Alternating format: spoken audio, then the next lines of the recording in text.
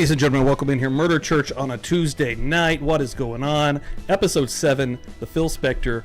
I'm calling it the Hollywood murder trial. This thing has been insane. Thank you for coming in here tonight. I've got Jay backstage here. He's about to come and hang out for a little while watching this next part of this insane trial.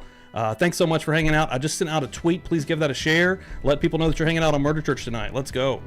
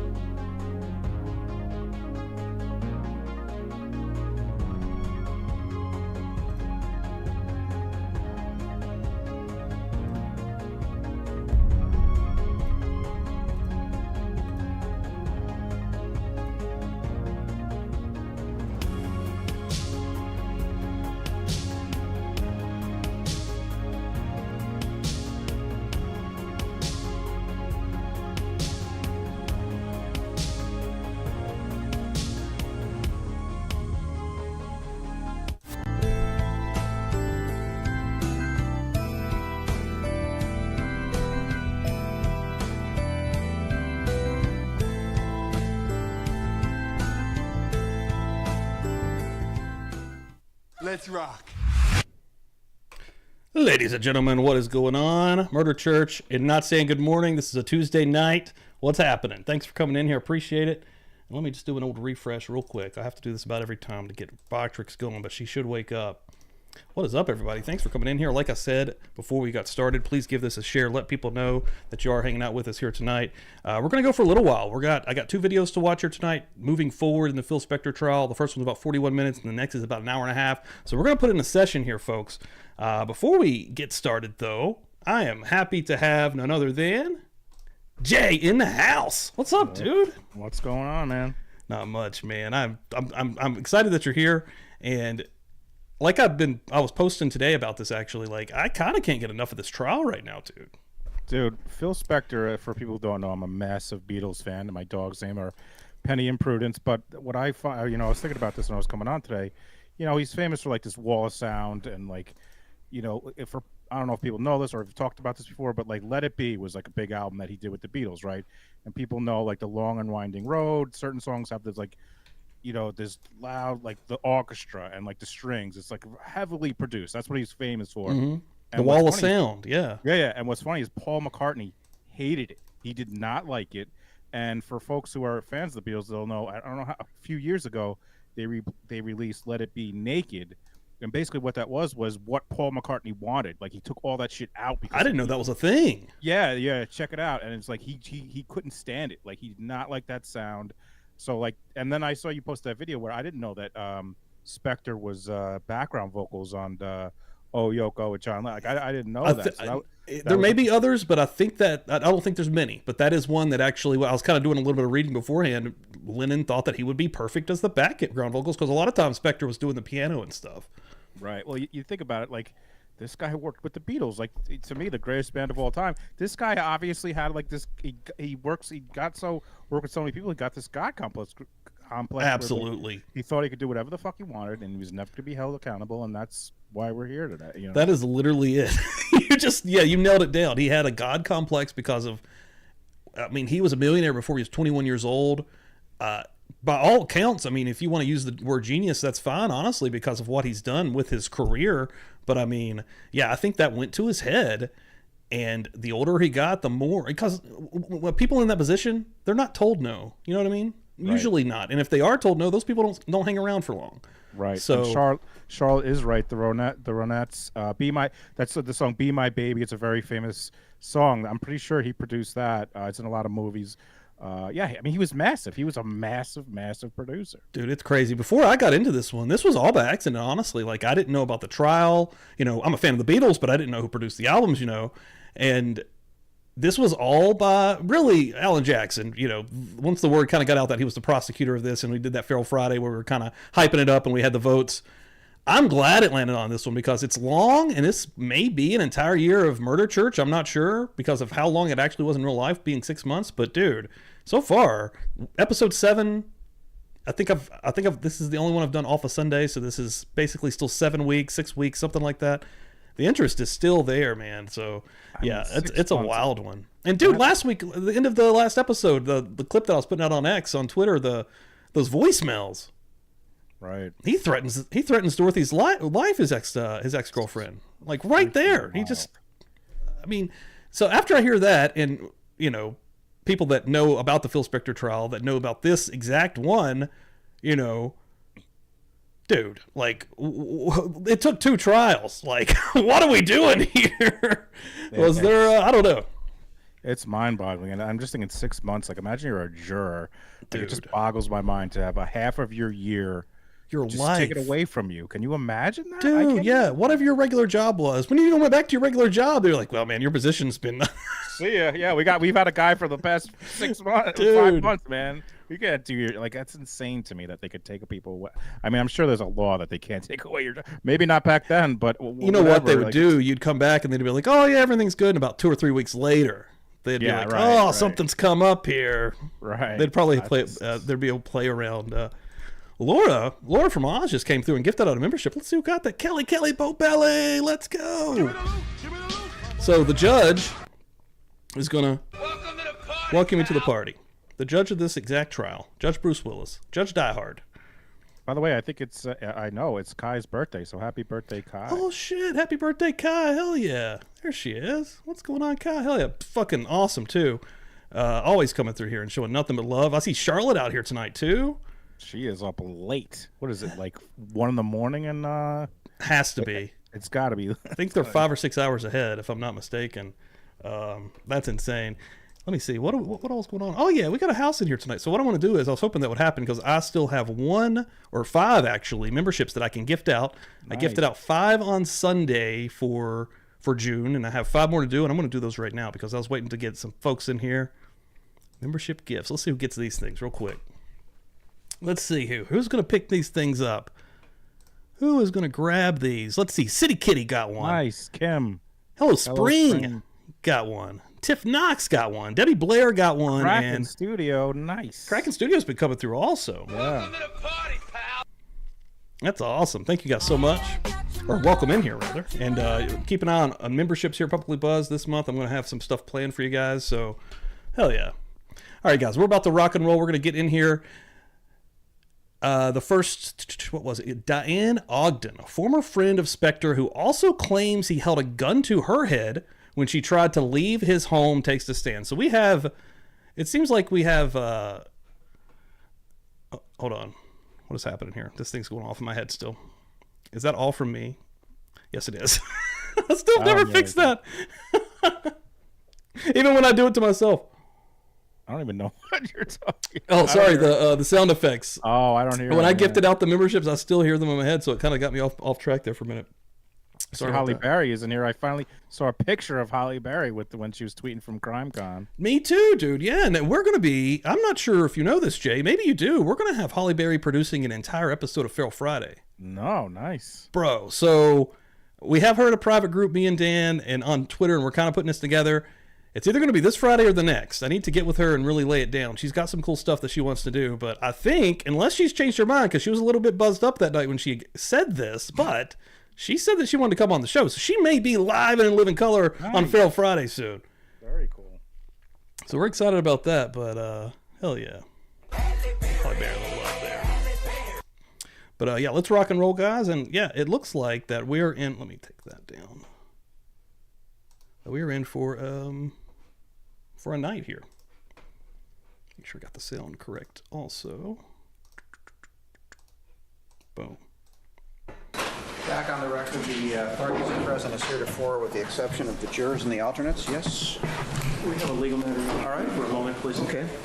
Yes, upon return from the lunch hour, Mr. Jackson provided me with a tape an audio, which I'm holding up for the court to see. As I understand it from Mr. Jackson, this was handed to him just moments before he came in the courtroom by the next witness, Diane Ogden Hall. It's O-G-D-E-N hyphen H-A-L-D-E-N. Got that name right, Ogden. And he has indicated to me that he does not intend to offer it in their case in chief. Of course, just having handed it to me, I haven't had a chance to listen to it. And he's indicated that it's only about 10 or 15 minutes, but we still haven't listened to it. Rather than hold things up, what I would request of the court is that they go ahead, call her witness. We're ready to proceed on the witness. And just when she's finished for the day, if she'd be excused on call to the prosecution, give me an opportunity to listen to it this evening. If there's some reason to bring her back based on what I hear on the tape, then we'll let them know. Otherwise, we're going to have to interrupt, and I don't want to do that. So if that's agreeable with the court, we're fine with it. Mr. Cutter? Yes. Just looking at Alan Jackson's nice, neat, like his books, compared to Lally's dumpster fire every day. Right? Where he's like trying to take some half the morning just to figure out where everything is. Dude, that is organization right there.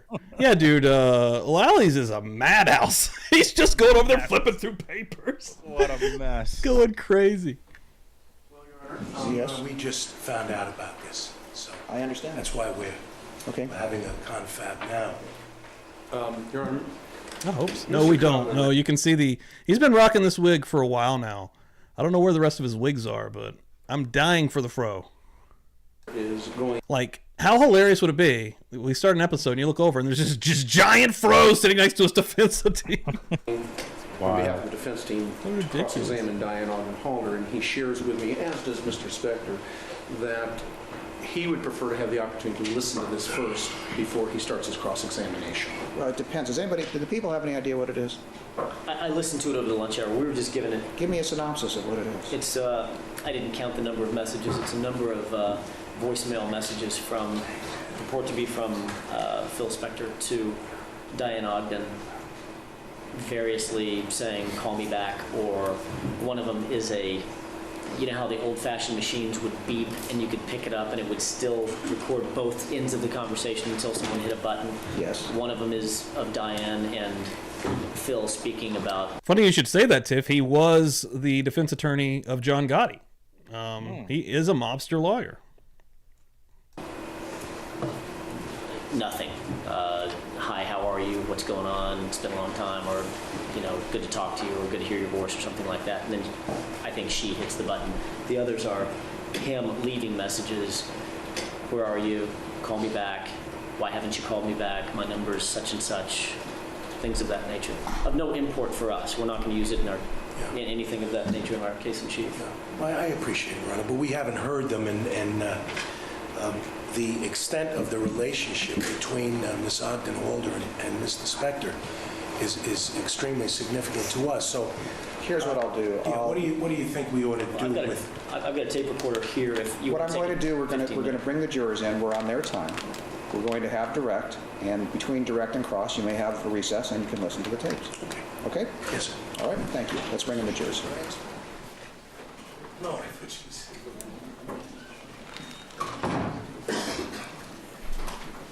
All right, the record will reflect the jurors and the alternates are now present, and you have another witness. Yes, thank you, Your Honor. Diane Ogden. Okay?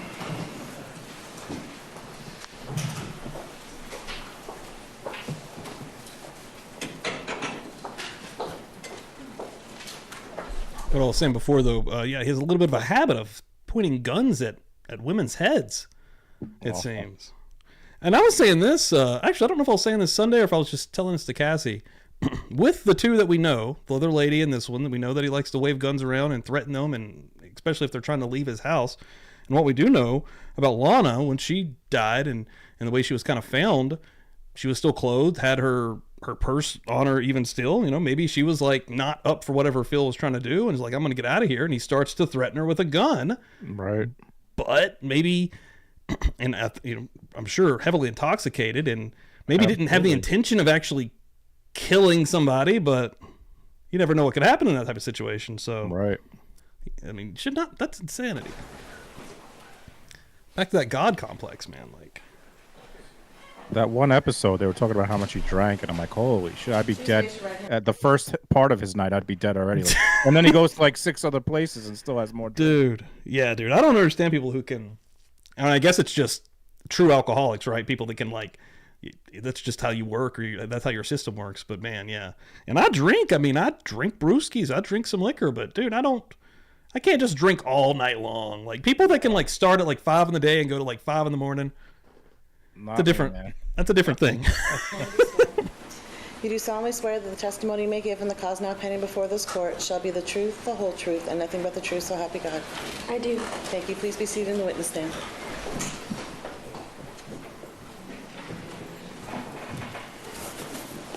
Please state and spell your first and last name for the record. Diane Ogden, Dianne Ogden, Ogden. Thank you. You may proceed. Thank you, Your Honor. Good afternoon. Thank you for coming. I'd like to invite your attention back to 1982. During that year, did there come a time when you met a man named Phil Spector? Yes, sir. You know what? Just 1 second. If you could take that microphone, pull it underneath your chin. You won't have to lean forward. Okay. There you go. Thank you. You may I proceed. love the Elvis mic. Yeah. Someone During is 1982, going to sing, you met Phil you know, Spector, correct? Yes. one of his songs. Ain't nothing but a hound dog. Hound dog, yeah. Briefly, how that came about.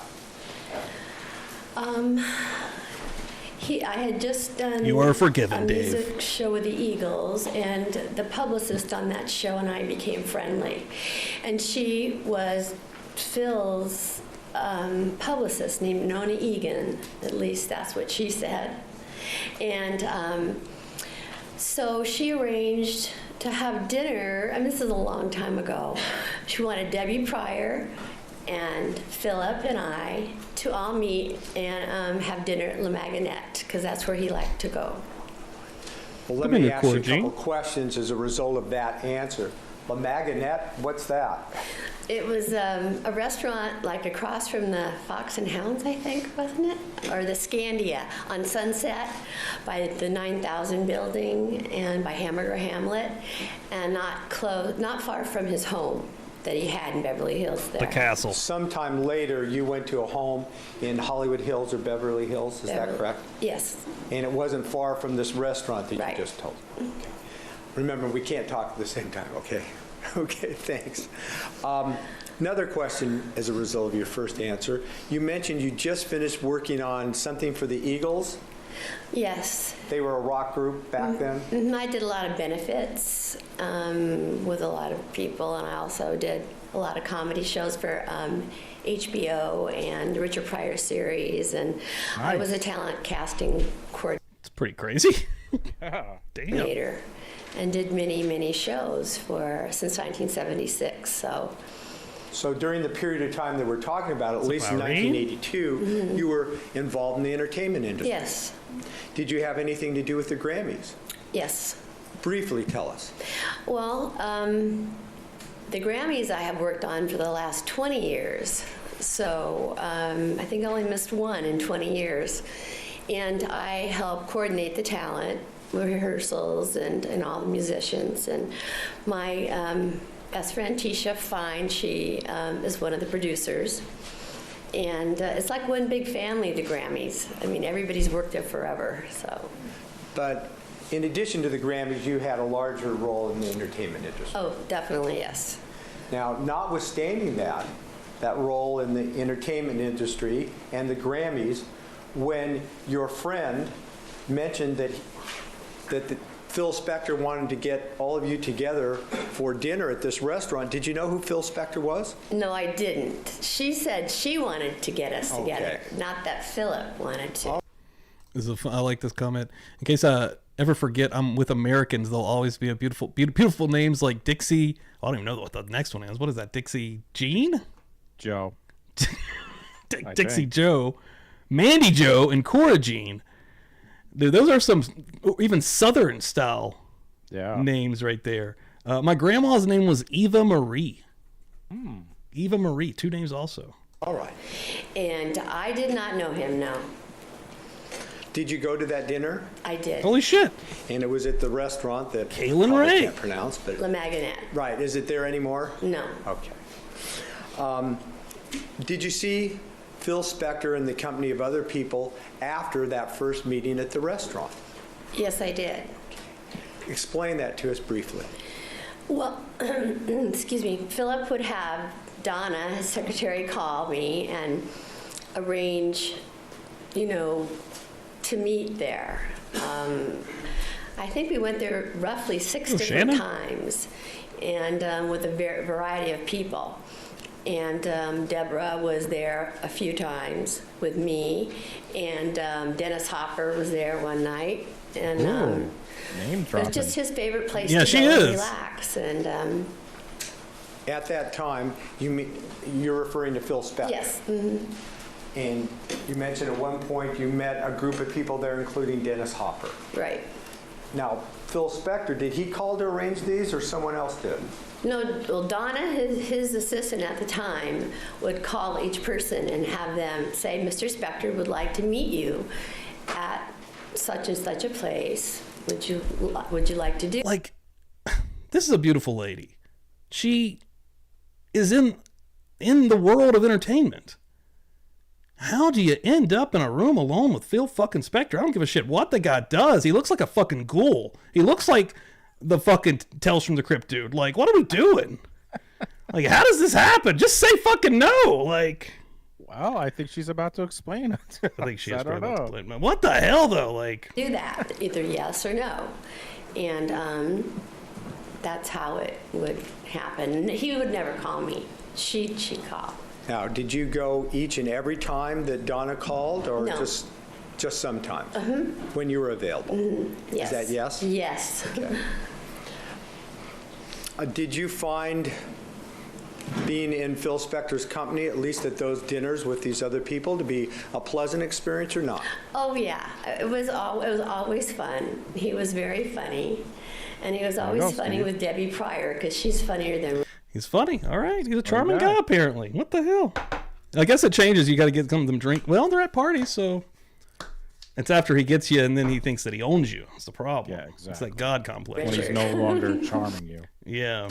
And I know he liked Trying to keep Richard you. Pryor, and it was fun. We always had fun, and he was very interested. That is how it Philip. works.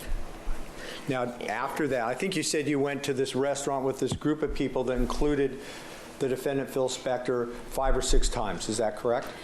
I would say over the months, probably yes, 5 or 6 times. Now, after that, after this 5 or... Time frame in months. Yes, can you tell us, a month or whatever? Well, What year? and so- okay, 1982, and I have a, I can't exactly remember, but Thank you. After this 5 or 6 dinners at the restaurant with Phil and these other people, did there come a time when this woman who worked for him called you and asked if you would have dinner with him alone? yes. And when was that? How many weeks or months after the first meeting at the restaurant did that happen?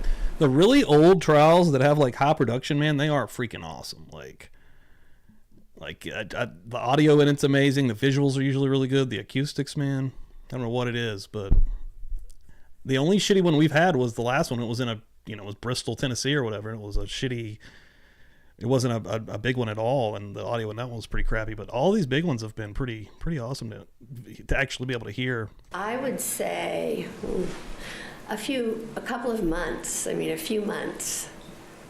It seems like, because I felt like I knew him, like he was, I felt comfortable saying yes. And did you like him at that point? Oh yes, I liked him. I mean, he was funny, and I thought he was a gentleman. So when you were called by the assistant and asked to meet Phil Spector at this restaurant alone for dinner, you agreed? Yes. After you had dinner, and let me withdraw that and ask you this, about what time? Do you remember, was this an early evening dinner So or he had late his evening assistant dinner? make his date No, it was for him. usually late. And usually, and sometimes I didn't know if I was going to Everything. be I'd imagine. I alone, don't think he's because doing anything, right? Like every single aspect of his life was probably somehow controlled by assistants and stuff, I bet. Yes. have a friend sitting there like Dennis Hopper was saying, hi, Philip will be here shortly, but talk to me now, So Anyway, it would be late. 9, 10-ish? Yeah. Yes. Thanks, Sarah. Appreciate that. Now, on the time that you were asked to have dinner with Phil Spector alone at the same restaurant, at the end of the dinner, did you go somewhere with him? That evening, he asked me if I would like to see his home, which was on my way home, and I said, okay. So I followed, I took my car, and he had his driver, and he went in his car. Was this a dinner that you had alone with him at the restaurant? Was there anybody else at this No, dinner? just the two of us. So after dinner, Excuse me. no, that's okay. After dinner with Phil Spector, thank you. Would you rather have a glass? Mr. Cutler's been nice enough to give us a glass. What's your preference? Would you like to drink out of the bottle or the glass? This might make a noise when I suck on it, so that's probably better. That's what she said. Thank you.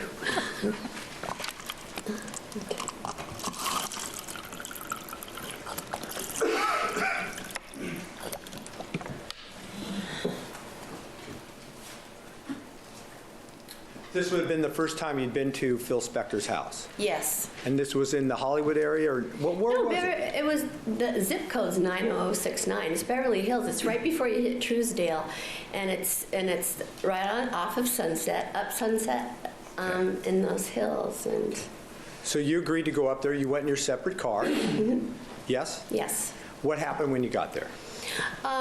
I parked my car, and he had a fountain out in front, and it looked kind of like a castle, this house. It was really, really interesting looking. It was, it was really beautiful and interesting and kind of scary, too, because it did look like a castle.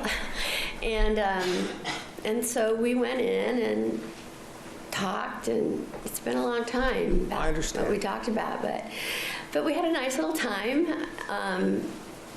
He had a popcorn machine, I think, and his house was full of all kinds of interesting things.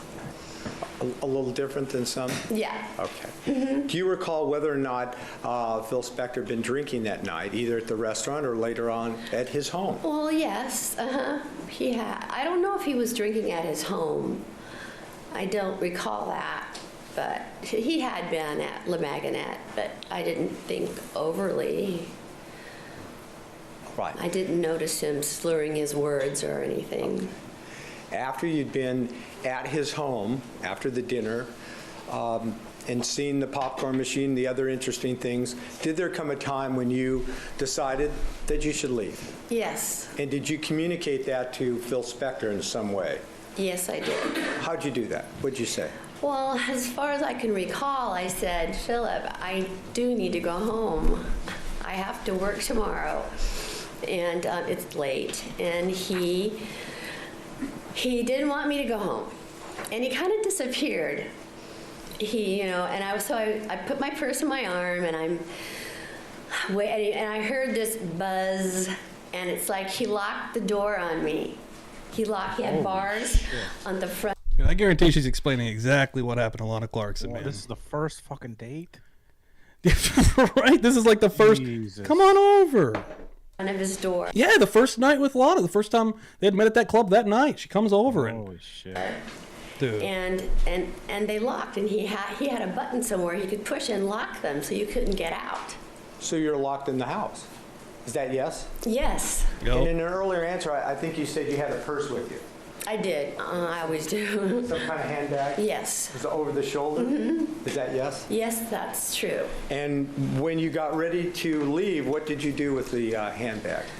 Well, I said, Philip, I need to go home. I put it over my arm.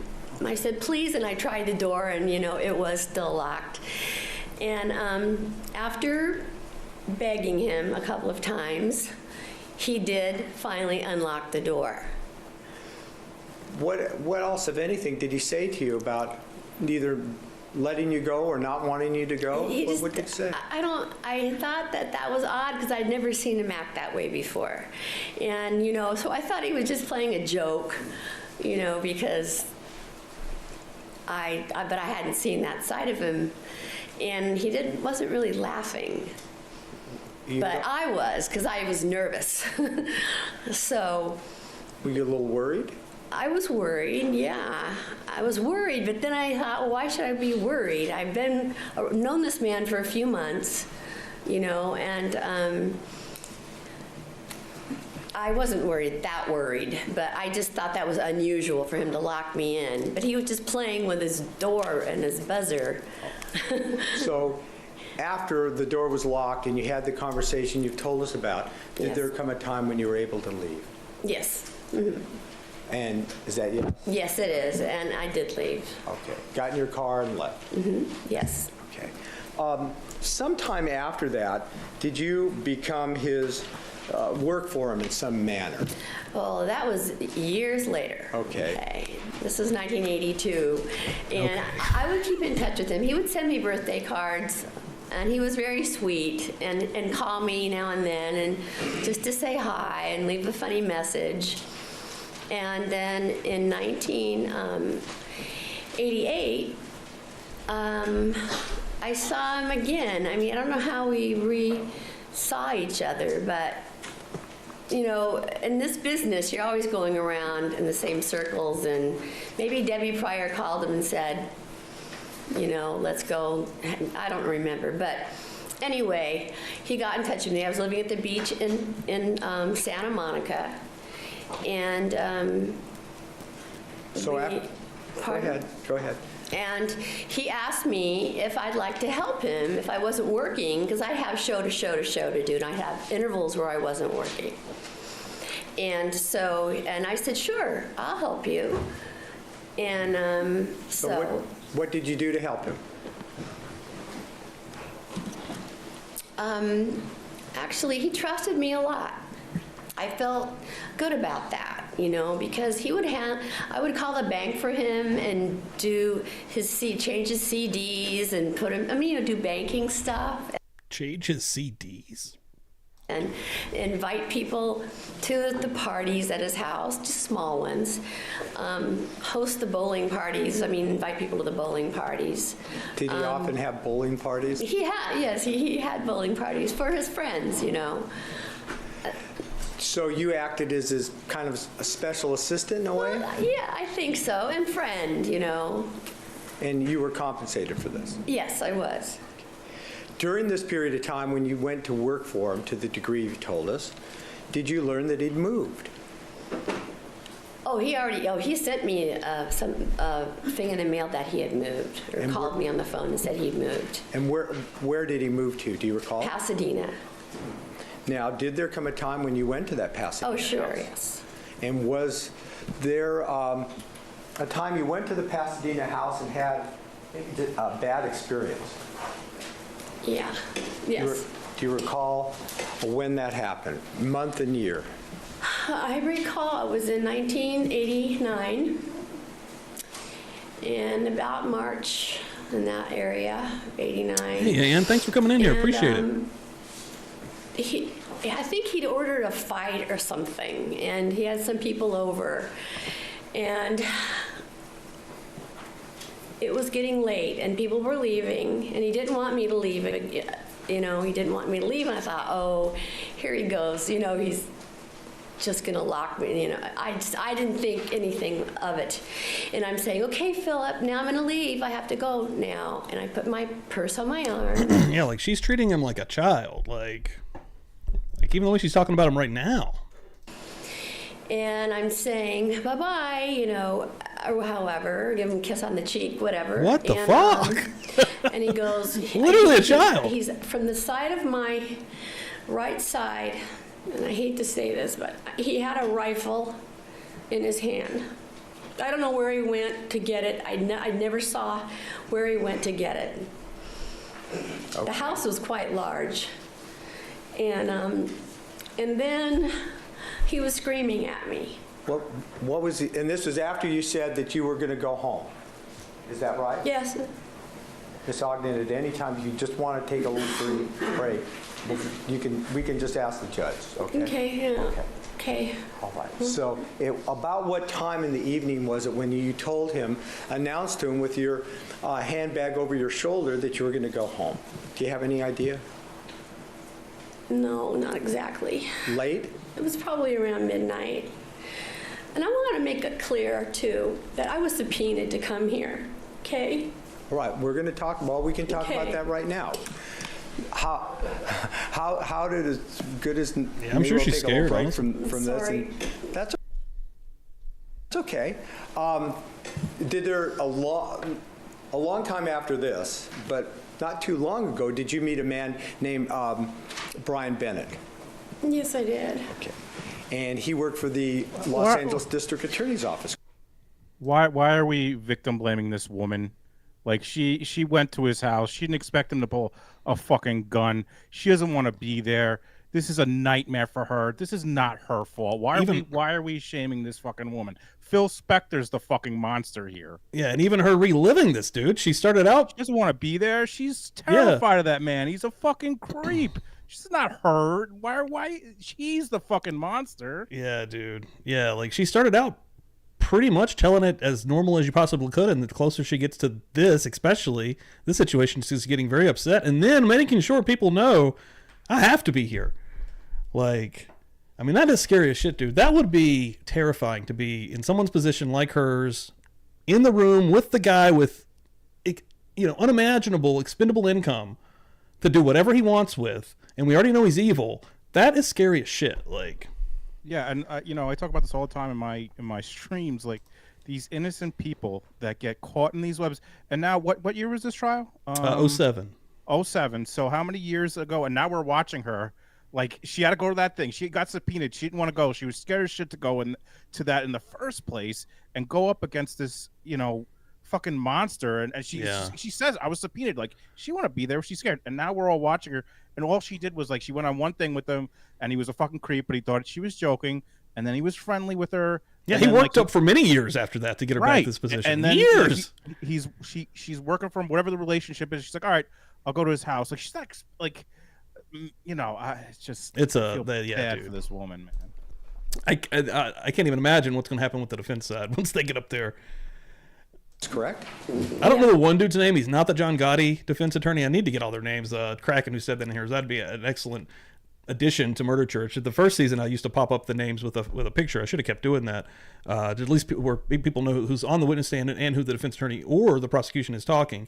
But I don't know the other defense attorney's name that I'm talking about, but he is a dick. He is a dickhead. I hate him. So the crime, organized crime division. Yeah, no color. I did know color's name. Yeah, he's the John Gotti one. Yeah, the other one. It's the one that's like that wears the glasses. He's skinnier, has like the short gray hair, and just an absolute cocksucker. Basically, anytime he talks. On his card, yes. Yes. Prior to that, you had not contacted law enforcement in any manner No. about this? You had not volunteered to come After forward? the incident? Yeah, any of this time. From the time this happened. Never. No. We're now talking about a March 1989 incident at the Pasadena house belonging to Phil Spector, correct? Right, okay. From that time until you met Brian Bennett, you'd never really talked to anyone from law enforcement about this, had you? Never, no. And Brian Bennett knocked on your door Yes. and asked you to talk about this and took kind of a statement from you, right? Two gentlemen, two plainclothesmen, All right. at 7:30 in the morning, came to my door at Park City, Utah, where I live. And I was worried because I thought something, maybe I have two children, and I thought something was wrong. And so, I mean, it startled me, and I heard them banging, and and they said, they were detectives, and I let them in, and they showed me their badges, and they said, do you know a gentleman by the name of Phil Spector? And I went like that, because I was like, what? This is a year after. I mean, A year after Lana Clarkson. I believe, yeah. Yeah. Okay. So that's how you came Got to involved. be sitting where you are now, right? Is that yes? Yes, it is. All right. Well, you wanted to talk about that. I did. Okay. I want to make it clear. So let's go back to March of 1989 at the Pasadena house. You have your handbag over your shoulder. You've announced it's late, it's midnight or so. You want to go home, correct? Yes, Do you notice whether or not Phil Spector had been drinking that night? yes, he had, A little or a lot, or do you know? I didn't ever I never poured his drink, so I mean, I didn't pay attention to that, but I don't know. I can't tell you. And I think when we left this, you said you were standing there, your handbag was over your shoulder, and Phil Spector came from one side of you with a rifle. Yeah. Mm-hmm. And did he say anything to you at that time? He was screaming at me. He was screaming the F word, and you're not fucking leaving, you're not, it was like I couldn't even understand him. He was not my Phil. He wasn't the man I loved. I mean, I cared about this man, and it wasn't him. It was like he was demonic. It was just a total, I can't describe it, but it was scary. Scared the hell out of me. Because I trusted him. Yeah, dude, she seems like the nicest lady. Like, cared about him, and for him to act that way towards me, who'd been, You've been a good friend. absolutely, for 8 years. And then, well, What happened next?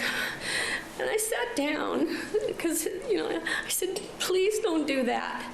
And so then from, the same side, he didn't have a rifle anymore. He had a gun to my face, a pistol of some sort. I wouldn't look at it. I couldn't, I was afraid to touch it. I was afraid it would go off. I wasn't sure if it was loaded.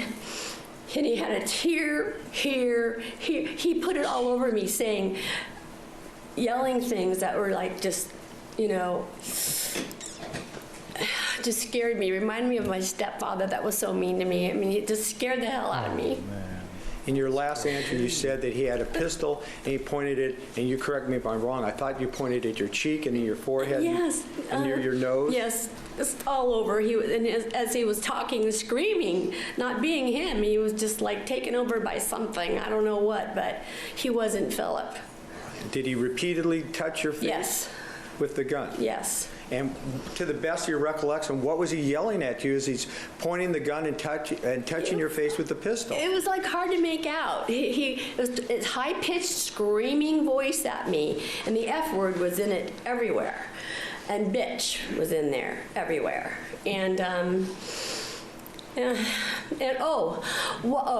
why were you smoking in the bathroom? I don't want you smoking in the bath. You let the pizza man in. I mean, it was like those things. going crazy. I had written down in my journal, because I did write down certain things that happened, and I did write that. He was mad at me because of that. And I go, Phil, just let me go home. Don't hurt me. I said, please put the gun down. And he goes, no. And,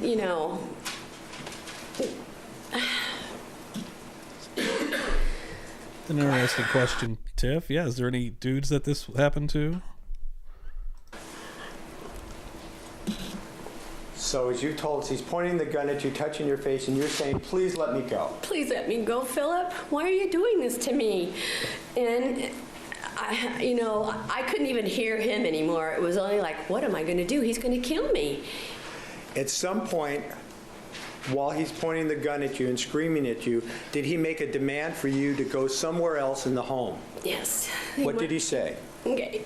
He said, I don't know how he said it, but he wanted me to go upstairs. He wanted me to go upstairs, okay, to his bedroom. All right. And so I did whatever he said. He had the gun. I was in front of him, and he was walking behind me, and we went up a stairway to his bedroom. And did you spend the night there? Yes, I did. Did you want to be there? No. You wanted to go home. Oh, man. Did he try to become intimately involved Yes, with he you? did. He did.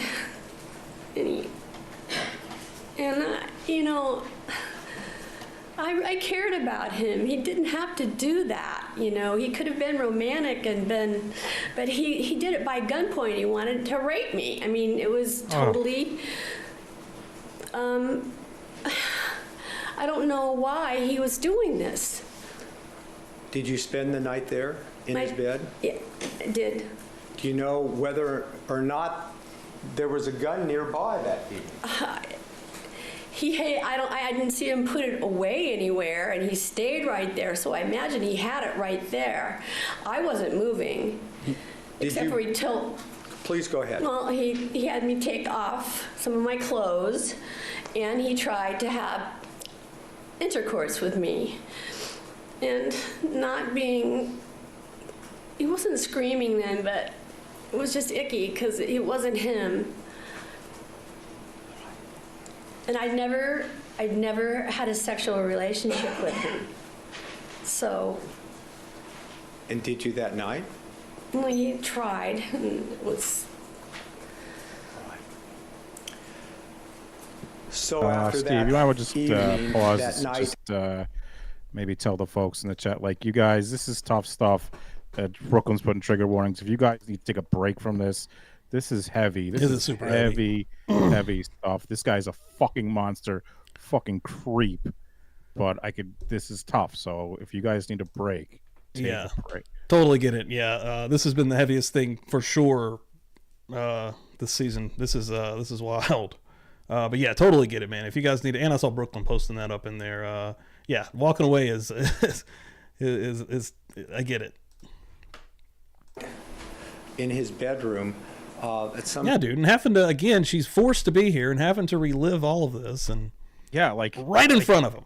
In front of him, in front of the jury, in front of all these people that are in the audience. And this is world famous. Like, we're watching it, right? I mean, what a fucking monster this point. The sun came up the next morning. What happened? I could see the door open to the bathroom. He was like singing in the shower. He had a radio in the shower, as I remember. And it was on, it was going, and he was in the shower, like nothing happened. Wow. And that's how you awoke that morning with him, Phil Spector, in the shower singing. Yes. And you were expecting... I mean, that's, in my mind, I could just really remember that part. It's like, wow, this is weird. Did I just dream that? You know. But you didn't dream it, did you? No, I did not dream it. So after you woke up and saw him in the shower, did you have any conversation about what had happened the night before with the gun and the rifle? And I didn't want to bring it up. I was still there, and the guns were still there, and I just wanted to go home. And were you eventually able to go home? Yes. When, that morning or later on? Yes. Okay. So from the time you woke up, saw him in the shower, until you left in your own car, was there any discussion about this with Phil Spector? Is that no? That's a no. Okay. He never talked about it, never ever said he was sorry. Did you, please go on. No. In the next few days, week or two, did you actually talk with him or hear messages from him? Yes. It was like a week or two. It wasn't not like the next day or anything, but. And during any of those conversations or in any of those messages, was there any reference by the defendant to what had happened to you with No. Wow. Never. Was that upsetting to you? It was, because, I mean, I really did care about him, and I didn't, if we were going to make love, I didn't want it to be like that. You know, I mean, that was like he said he was going to blow my brains out. I mean, you know, by gunpoint. That was not romantic to me. And did he say that he's going to blow your brains out when you're in the bedroom? Or down in downstairs, or where? No, he said I'm honestly that when we were nervous what the defense is going to do with this lady, dude. They need to pass this one on, bro. Like, downstairs. And was that when he had the rifle or the handgun? That was after he put the rifle wherever it went. I don't know, but the handgun is when he said. That he'd blow your brains out? Mm-hmm. Is that yes? Yes. Did he say that just once or a number of times? Oh, over and over. Over and over again? Yes. Now, After you heard these messages and there's no reference to it, at some point, did you try to rationalize this in your mind? Yes. Okay. Yes, I did. Did you ever see him again? I did. I did see him again. Alan Klein, his publisher, his music publisher, who, when I was in New York with Philip, I got to know, and his son, Jody, they were coming out to Los Angeles from New York. And they wanted to know if I wanted to come, I forget where we went, somewhere. And I wanted to see them. I liked them a lot. And I thought, and about a couple months had passed since this incident. The one with the rifle and the gun? Yes. Okay. I forget how many, but a few months. And so I wanted to see them, and yes, Philip was going to be there, but it was good. So it was, I still cared about him though, you know, it's like, I thought he had a problem, and it was a drinking problem, and that I thought that if he didn't drink, he wouldn't have acted that way towards me, ever. At least that's how you were. That's how I felt, yeah. So I forgave him, you know, I did. When you forgave him, did you express that to him, or you just? No, I didn't want to talk about it to him. But in your own thinking about what had happened to you, that's how you came to your conclusions. Is that yes? Yes. So after this period of time passed, did you go up to his Pasadena house again? Yes. Was this a bowling party, or what kind of party? No, Boxing or what? I don't think they ever came to the bowling party. We went somewhere, maybe Nancy Berry's house or something. She was a friend of Phil's, songwriter friend, and I don't quite recall, but Alan and Jody Klein, father and son, were at Philip's, and I was there. And Philip was taking movies of us or something with his movie camera.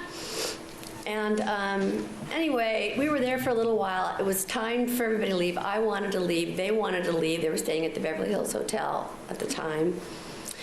And so they got in their car to leave. I went to go leave. And Philip, from behind me, says, "We're not going anywhere.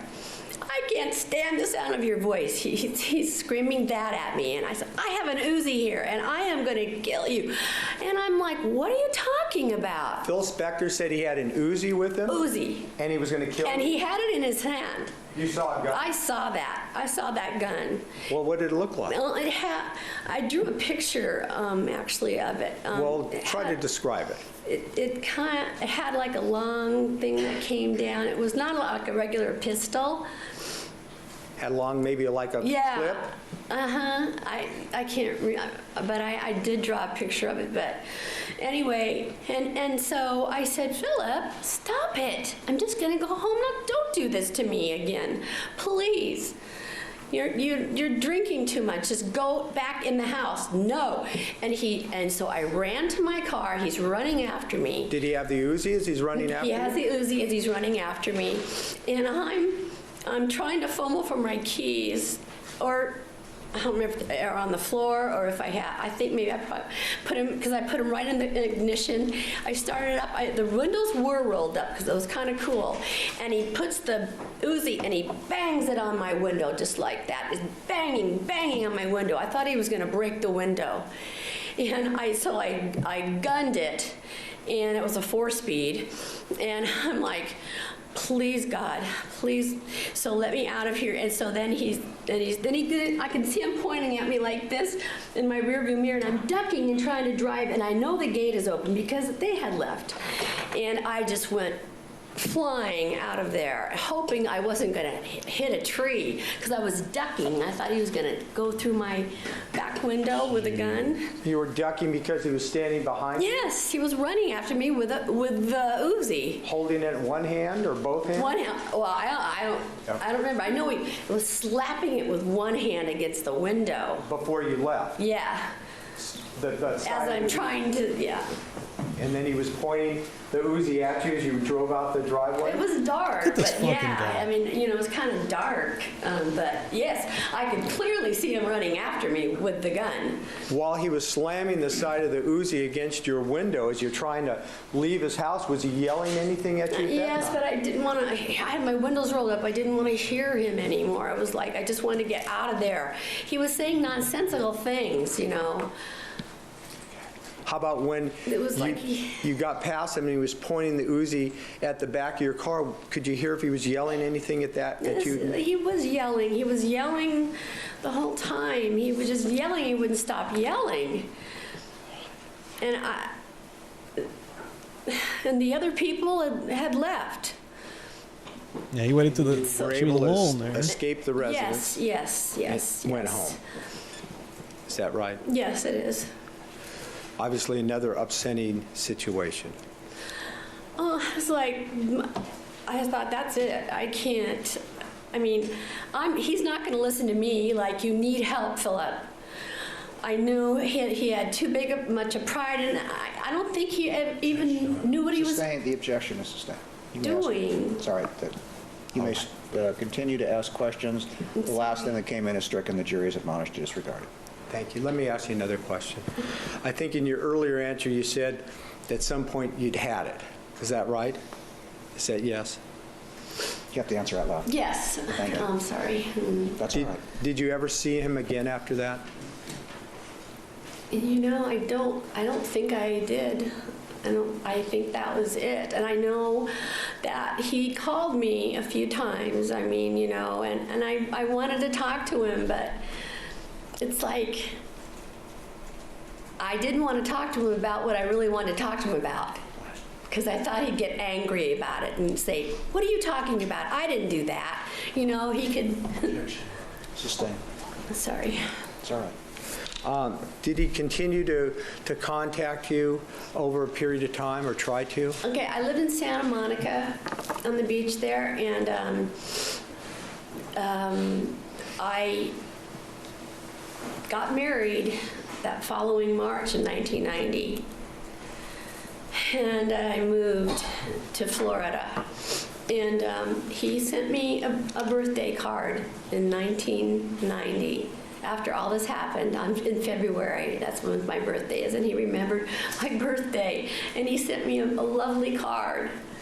And he'd send me roses. I mean, and I have wonderful cards he would send me throughout, you know. He was a very thoughtful man, except for those moments. Okay. Let me go back and ask you just one or two more questions about these incidents. We've talked about 3 different incidents. In any of those incidents, did there ever come a time when the defendant disappeared in the house? Yeah, well, when he went to go get the gun, the rifle, or you know, whenever, because I didn't see him, he would disappear. He would run off and leave me alone there, like, "Philip, where are you?" And you know, I would be waiting, going goodbye, because I need him to unlock the door or unlock the gate or whatever, you know. And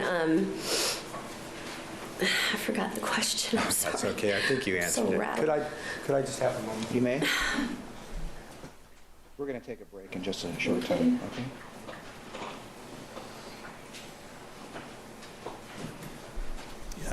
Yeah, the defense is going to be brutal, I think.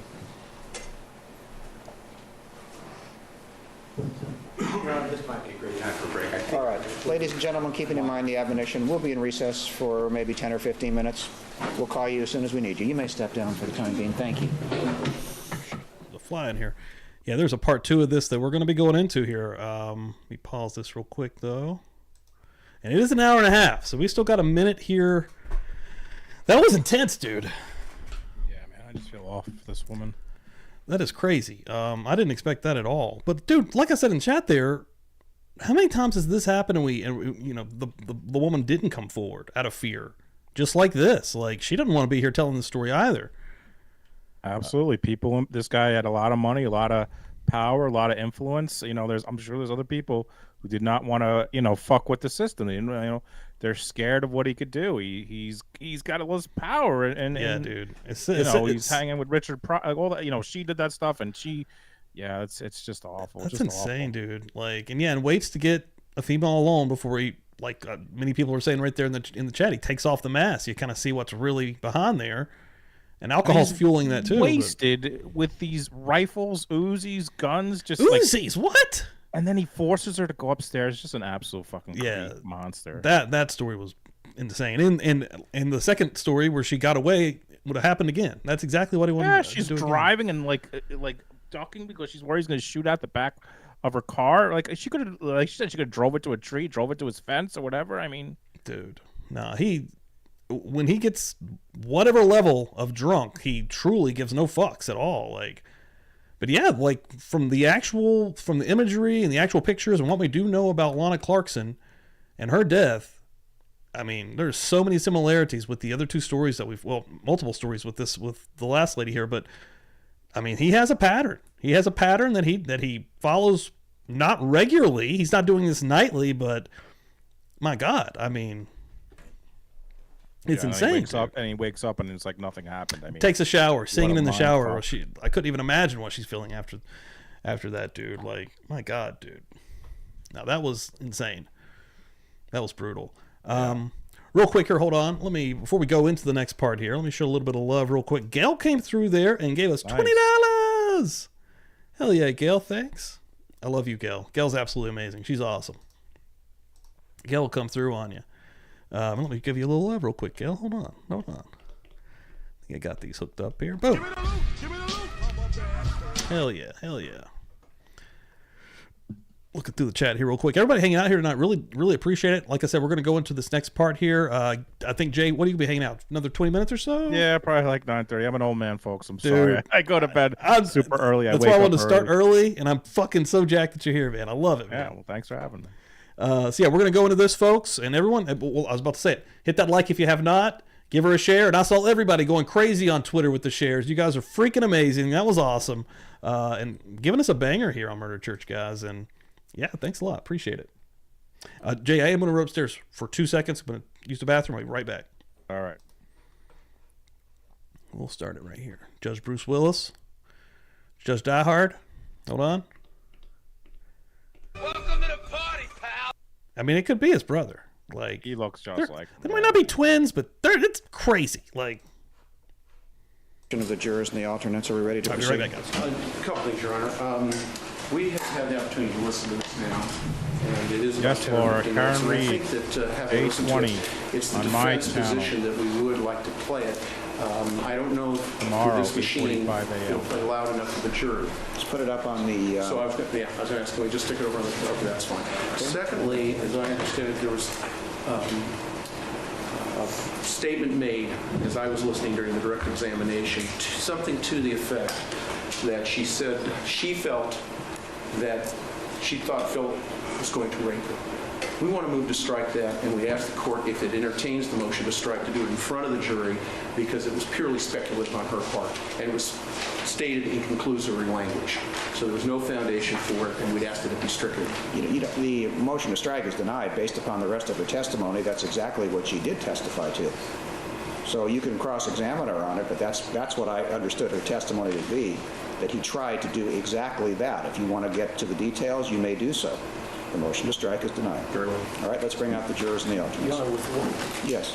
I think we need to bring up the tape. If the tape is going to be played, it needs a transcript. One of the things that's... Well, we can supply the transcripts. I understand that. But for the purpose of cross-examination, obviously there are no transcripts available at the present time. Correct. We can do that at a later time. Okay. That's correct pursuant to court rule. That's But fine. We just had a hand posted. We just had it, right? I understand you've had no opportunity. And neither have we. Right. That's fine. How do I play this? We'll work out the details. Let me know when to do it. When you're ready to do it, you let us know. You just tell me when you're ready, and I'll take care of it. All right, let's bring in the witness. Let's bring in the jurors. Your Honor, I'm so okay with the court if I take care of it. Yes, certainly. All right, thank you. The jurors, the alternates, and the witness have now returned, and thank you for your patience, ladies and gentlemen. The attorneys were going over some evidence, and you may proceed. You wish to reopen? Yes, just a couple more. You may. Thank you, Your Honor. Ms. Ogden, just a couple more questions. You told us about 3 incidents, 2 with guns, right? Yes. Did you, with either of the gun incidents, ever call the police, report that to the police in any way? Never. Was there a reason why? I wanted to protect him, first of all, because I thought it was an isolated incident. I just thought that he needed help, and he... The objection is overruled. She's explaining why she did not take certain action. You may proceed. And not that I would be the one to do it. He wouldn't listen to me, but I couldn't call the police on him. And I worked at NBC, and I worked at that time, and now I feel guilty. I don't know. I should maybe have done it. Maybe it would have helped him to stop. Again, ladies and gentlemen, this evidence or this testimony is being received to explain why the witness acted in a certain way. You'll receive it only for that purpose. You may proceed. And is that basically why you didn't call the police, the authorities? Yes, absolutely, yes. Thank you very much. Nothing further at this time. Thank you. Cross-examination. May it please the court, Your Honor? Yes. Ms. Ogden? Yes. How are you? Hi. I'm Bruce Cutler. I represent God. Philip Spector. Yes. And Let's walk back in the room and I see this fucking guy. Has he already started? He just walked up. Good Lord. we've never spoken before, have we? No, sir. And have we ever discussed this case before? No. I will say, hold on, I'm sorry. I will say this is Cutler. This is not the attorney that I was saying that I was actually hating the most on. Miss Ogden. It's that one. This dude.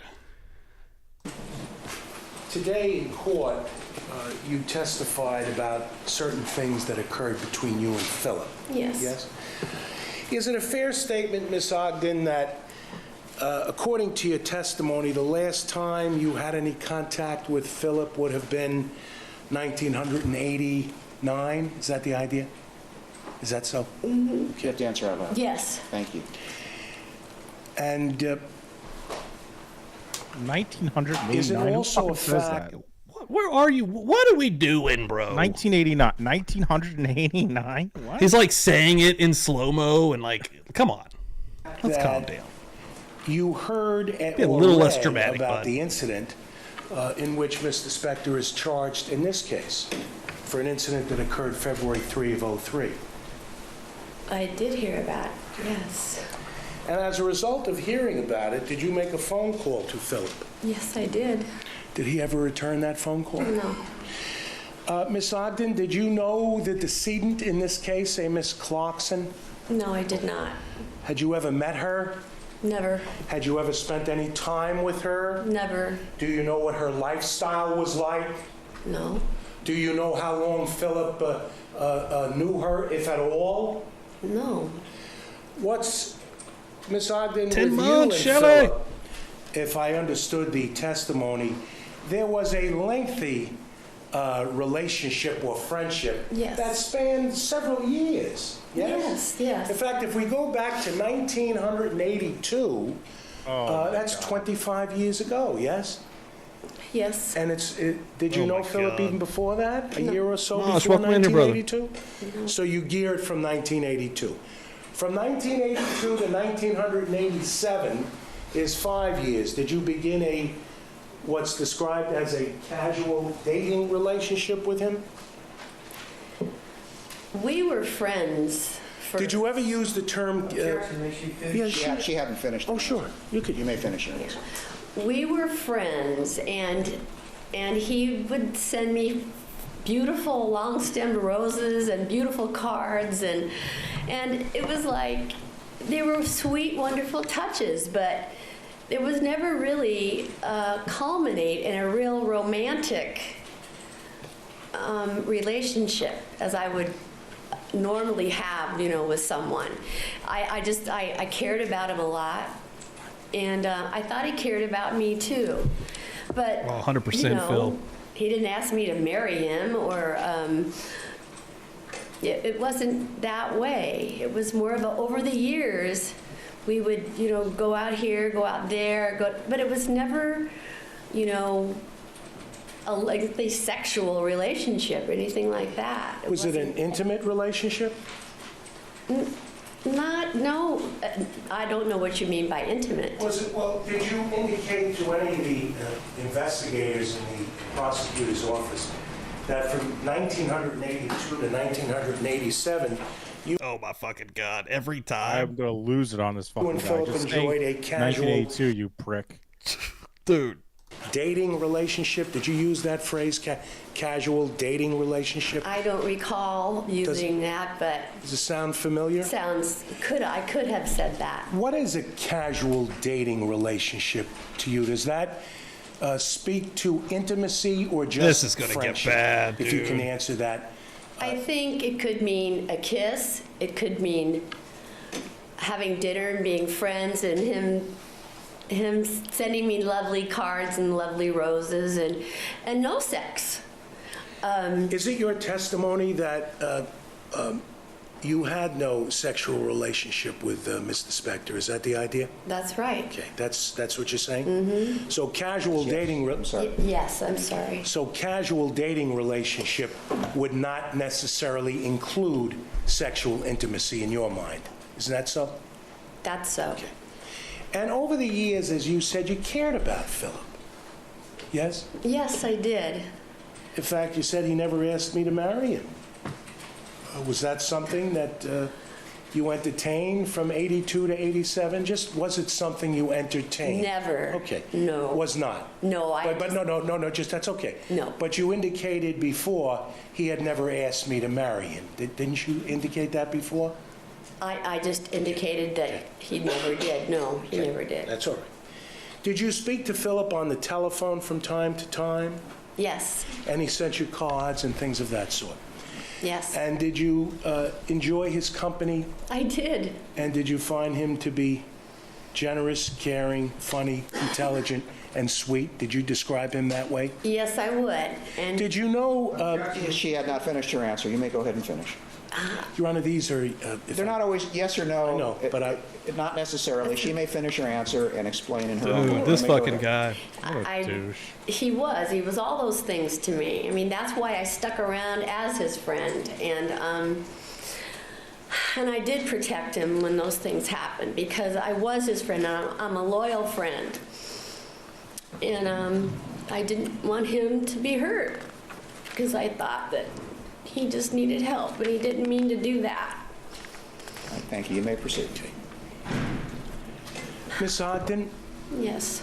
you never testified in the grand jury in this matter, is that true?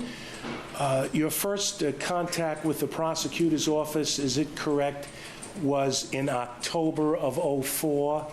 Is that about, does that ring a bell I think with so. you? November or October. Of '04? Yes. And you said some people from the organized crime division of the prosecutor's office came to see you? Yes. At 7:30 in the morning? Yes. In the state of Utah? Yes, sir. Had they called you first? No, sir. Did you speak with them willingly? I thought something was wrong with one of my children, and I opened the door after they told me it was L.A. Yes. Did you speak to them? And you spoke to them? Okay. They just woke me up, Miss Ogden, did you speak to them? and I did speak with them. Miss Ogden, did you get the impression they thought Philip was guilty in this case? Objection is on for speculation. No, it's her state of mind. It's also irrelevant. Sustain.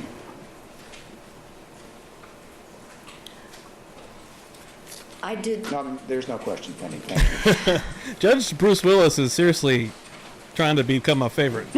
He's awesome.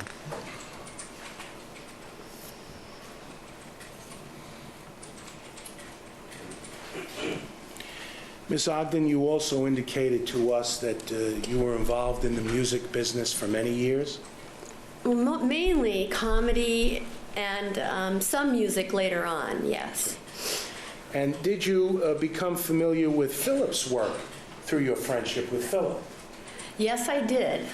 And you're aware, are you not, of the songs he has written and the records he's produced. I'll allow that question, just a general question. You may answer. Are you familiar with his music? Would you repeat? Are you familiar with the songs he has written and the records he has produced? He familiarized me with his records. Do you recall when they were popular records, when they came out? The objection is sustained.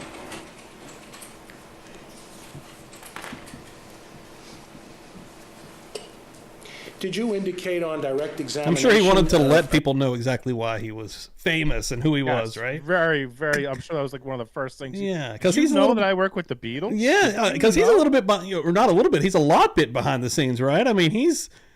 So they're like, well, who's this guy, and why is he at this fancy party? And he's going to let you know about it. So, Oh, yeah. yeah, dude.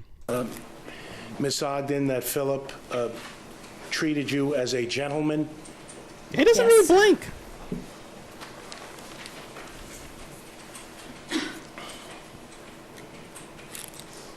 And did you also indicate he sent you in the mail and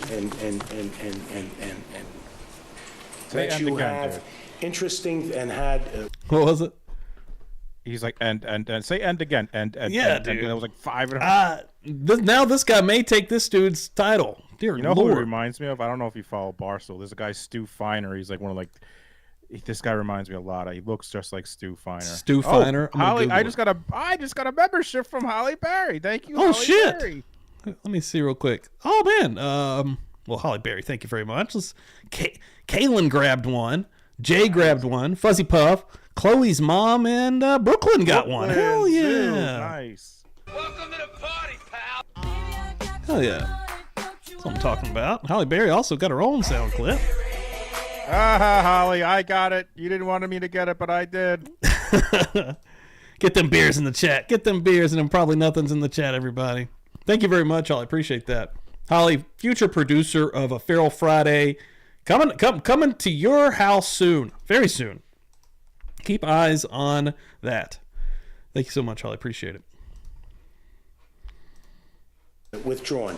Did you indicate that he had Oh, wait. What was that guy's name?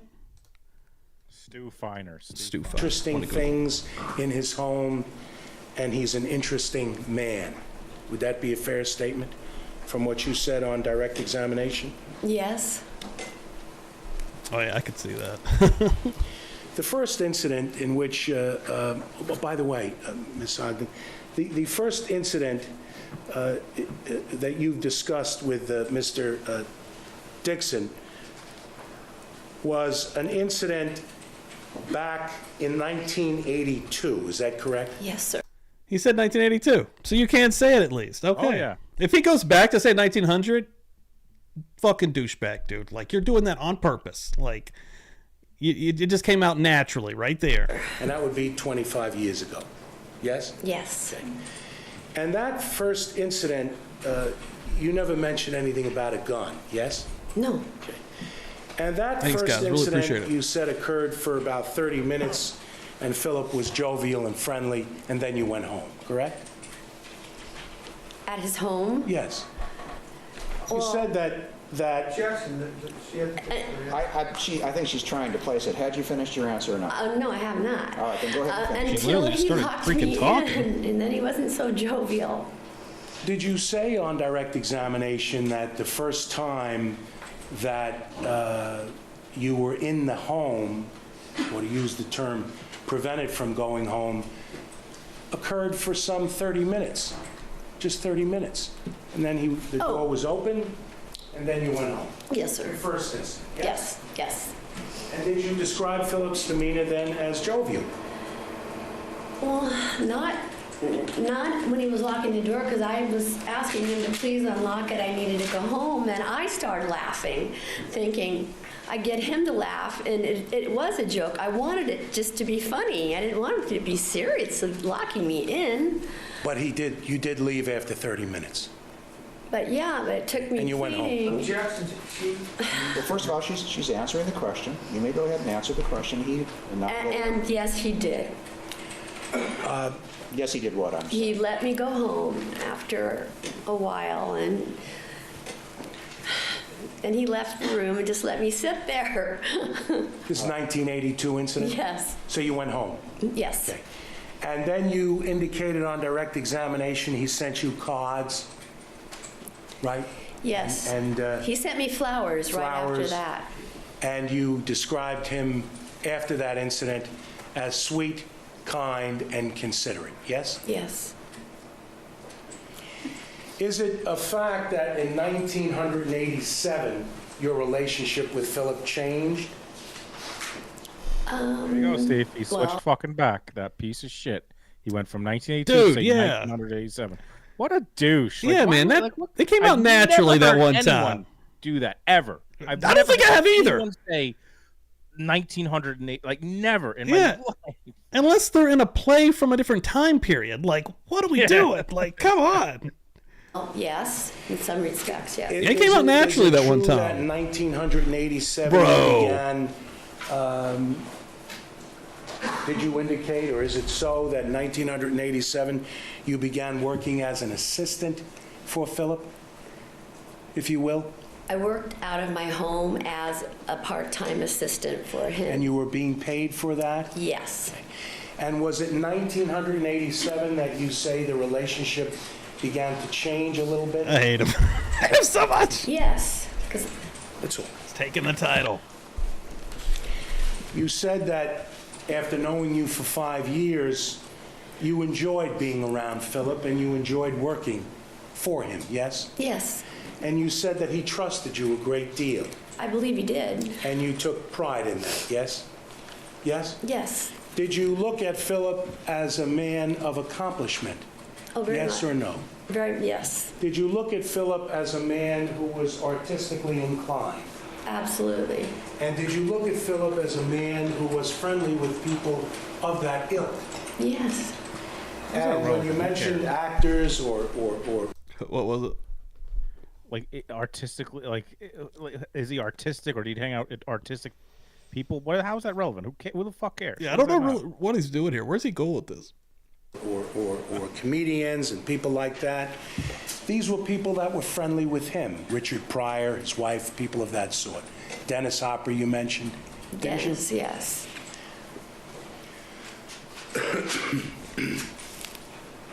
I mean, Richard Pryor, hilarious comedian, but not the best dude. Pretty notoriously shitty human being.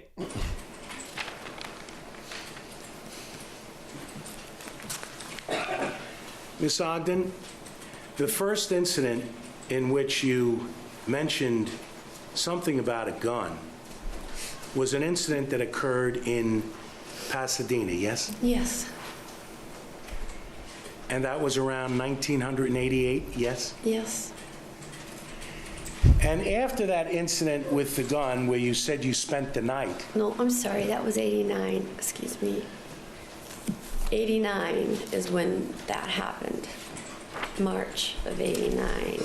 could it have been March of 88 that you claimed it had No. happened? I'm sorry? March of 89. I have this, like people might have seen it. I think it's actually just out there, but I have it on my computer.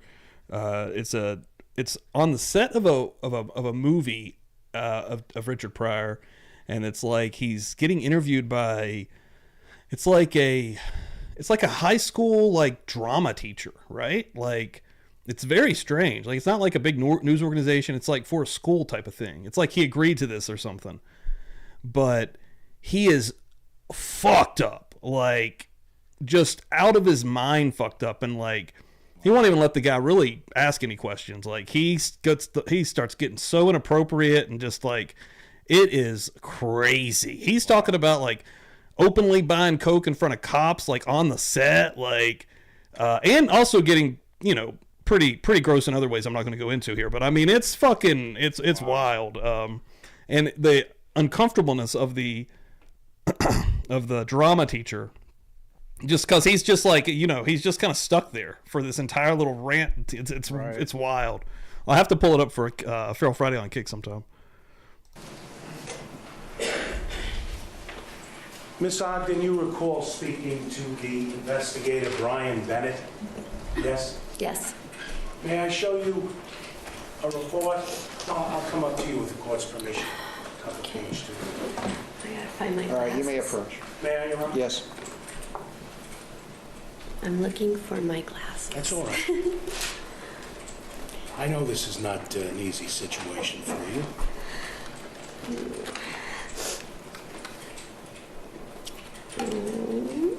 Anybody have any glasses? Wait, I have them. Here they are. Let me try it this way. I got. You do? I do. What's he showing him? Looking I at think the top of police page report.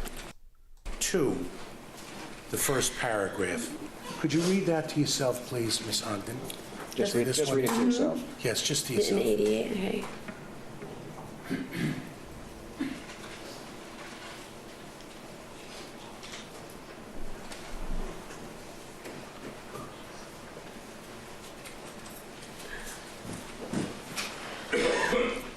The date's just wrong. It all happened in 1989 because I have a journal. And it's 1989. Ma'am, if you're talking to Mr. Cutler, I'm the sorry. reporter has an obligation to take it down, and there's no question pending right now. Would it be fair to say you read something that caused you to believe that what's written is incorrect? Yes, sir. All right, you may proceed. Thank you, Your Honor. So what you're, excuse my back, Your Honor, what you're indicating is that what I showed you Protect the court reporters at all costs. That's what I've learned. did not refresh your recollection that the incident, the first incident you described to the authorities did not. The objection is sustained as to the form of the question. It's your testimony the incident occurred in 1989, notwithstanding what I showed you in the report? 1989. Notwithstanding what I showed you in the report? Yes? I don't understand what you Meaning not in spite of what I Excuse me, showed you? In spite of that. There we go. All right. And is it your testimony that you told Investigator Brian Bennett it was 1989? Yes? To the best of your memory. Okay. It's to the best of your 7:30 in the recollection. morning, To the best of your recollection. I thought To the I best said of your- 89. All right, excuse me. Best of my recollection. The best of your recollection is that you told the I could investigator have said, 1989? Thank you. Is that a yes? yes. Could have said 1988 as well? I may have said That's that. right. Okay. And do you know whether Mr. Bennett taped, memorialized on a tape the interview he had with you? Whether he taped the interview? No, I don't believe he did. I mean, he didn't say he did. But you don't know whether he did or I not. don't know. And how long did the interview last?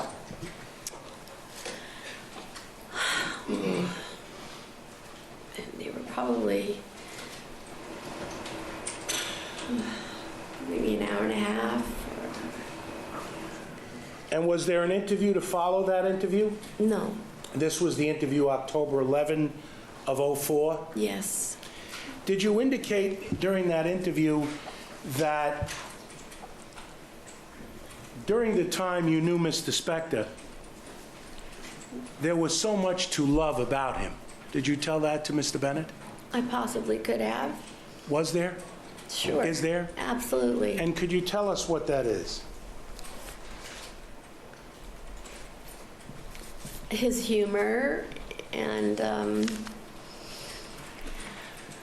when he was his real self. I mean, he was very lovable, Kind, kind, considerate, and creative. very. And he'd Loyal. help other people. I'm sorry? He would help. You still good, Jay? Yeah, I mean, I just think this gives her credibility. I think like her admitting, she's not a scorned acts trying to just. She admits she's still you could tell she still has a place for him in her heart. I was literally about to say that, dude. Yeah, the way she still talks about him and reflects upon the good times. Right, but she's completely credible. I think I don't care what this guy does to this witness. I don't think anyone is gonna think that she's lying about the stories that she told because she was so credible. Dude, she was in them. When she was telling the story about getting the hell out of there, man. Yeah, and I saw a comment in the chat during that point of time when I don't remember who said it, but the difference between when you can kind of tell and think of the Karen Reed trial, a credible witness that is telling you, recanting what happened to them, and when you can kind of feel it's bullshit, you can feel that, So, but yeah, dude, let me Had a little bit of craziness going on here in the chat. Since we took a little break here. First of all, let me pull up those so I can see them all. First of all, let me show some love here to Annie McGee coming through. Welcome, Annie. Get the hell in here. Nice. Love it. Thank you very much. Let me give you one of these. The judge has something to say. Welcome to the party, pal. And then Shiraz coming through here, gifting out Shiraz, 5. Yeah, dude. She gives all the time. She's amazing. She's Her, awesome. Holly Berry, Shelly, man. And hold on, who got those? I'll name them out here. Go back up here real quick. PJ Wolf, Suzanne Barnett, Young Black Economist, Rich the Italian Plumber, and Great Lakes Gal Diane. Welcome in here, everybody. Nice. Welcome to the party, pal. Bunch of new names too tonight. Love it. If you're not subbed up, make sure you hit sub. If you haven't liked, make sure you hit that guy. And yeah, appreciate the hell of you being here, man. But yeah, so I gotta put the friends to sleep, and then I'm gonna go to sleep. So, Dude. Steve, thank you so much for having me. I really appreciate it. Thank you, man. Appreciate it, dude. And yeah, you're starting early, bright and early with Karen Reed in the morning. Yeah, 8:45 on my channel. Yeah, with full day. Hopefully, we finish with the lady and we get to Officer Bukaki. We can all just hope that The tomorrow memes, the is videos, Officer Bukaki, bro. because we're really hoping that. Yeah, dude. Hell yeah. And have you already got your stream set up for tonight? I do. Or for the morning? Yeah, I'll set that up for B Portal time. So hell yeah, man. Yeah, and folks, don't forget, guys, share this out. Let's get Steve and Dan publicly buzzed to 10K. I saw you're at 9.6 now, right? So Yeah. you're getting there, guys. Let's get him to 10K. Let's do it. Moving, baby. Appreciate you, brother. You're the man. I appreciate you, dude. Later, dude. Take care, everybody. All right, let's get in here real quick. Let me set everything up, make sure we are good to go. All right. Yeah, everybody hanging and banging here tonight. I really appreciate it. You guys have been amazing. Oh, yeah. Feels weird without the green screen now. We're going to keep rocking with this guy right here. All right, let's rock and roll. Help other people. I mean, For example, okay, Ike Turner, for instance. yes. Ike needed money to get his clothes out of the Set the cleaners portal now. to go to the Rock and Roll Hall of Fame. And Philip had him come to my house, and I wrote a check for Ike so he could go get his clothes out to go to the hall. And then he paid his way. And when he got into trouble, serious trouble, shortly thereafter, he tried to get him from going to prison. He got him an attorney, and This is Philip? and he and his wife Jeanette, that's Ike's was his wife then. We met with him a few times, and he was trying to help him. No, I'm not going anywhere, Shelly. We are going to be hanging out for another hour. You know, he was very Going late generous. tonight on a Tuesday. Philip. Did you indicate to Mr. Bennett during the hour-and-a-half interview you had October of '04 that you found Philip to be charming, funny, and harmless? I don't recall, but May I show you?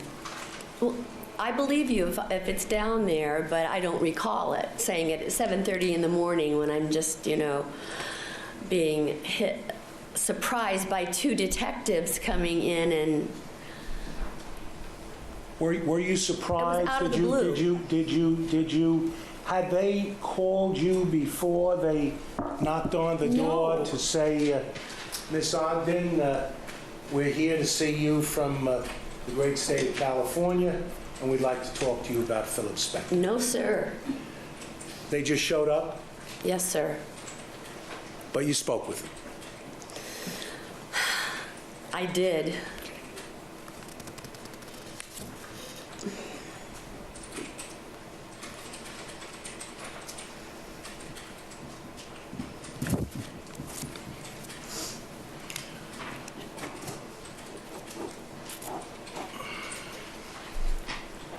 Is it your testimony, Miss Ogden, that you met Philip through Richard Pryor's wife? No, Did you say that? no, I did not. Did you say that to the detectives when they interviewed you on October 11 of '04? May I approach you? There's no need to at this point. What happened is, No, do you recall saying no, I don't recall to the saying that. detectives that you met Philip in 1982 via Debbie Pryor, the wife of Richard Pryor? No, I didn't say But you that. know Richard Pryor and Philip are friends, yes? Well, Is that so? I knew that Philip liked Richard Pryor. I didn't know how friendly they were. And Debbie did not know Philip. But did Debbie introduce you to Philip in No. 1982? Did you tell the detectives that she did? No. Did Debbie tell you about Philip as a famous music producer and some other adjectives to describe how he was? No. Did Debbie tell you that Philip was a mad, crazy, famous music producer and that you should meet him? Mrs. Pryor, did she tell you that? Did Debbie Just yes say or that no? to me? Yes. Not that I recall. Do you recall saying that to the detectives in October of 04? I do not, no.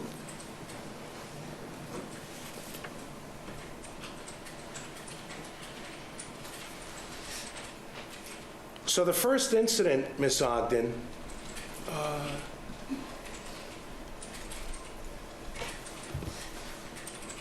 you told us on direct examination that a rifle was produced and then later a handgun.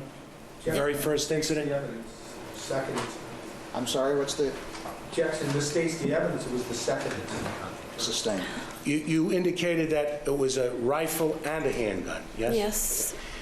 Do you recall speaking to Brian Bennett and whether or not you mentioned to him anything about a rifle? I don't recall. May I show you a paragraph from page 2 and see if Yeah, it reliving all refreshes this your would be recollection? so heavy. That there was no mention And of again, a in front of the rifle public in eye the like first this. incident? I believe you. The objection is sustained. The jury is admonished to disregard it. Yes, Question, sure. just a second. Jackson, no foundation. She hasn't indicated she needs her memory refreshed, and that would help her. At this point, he's correct. The objection is sustained, but however, you may attempt to lay the proper foundation.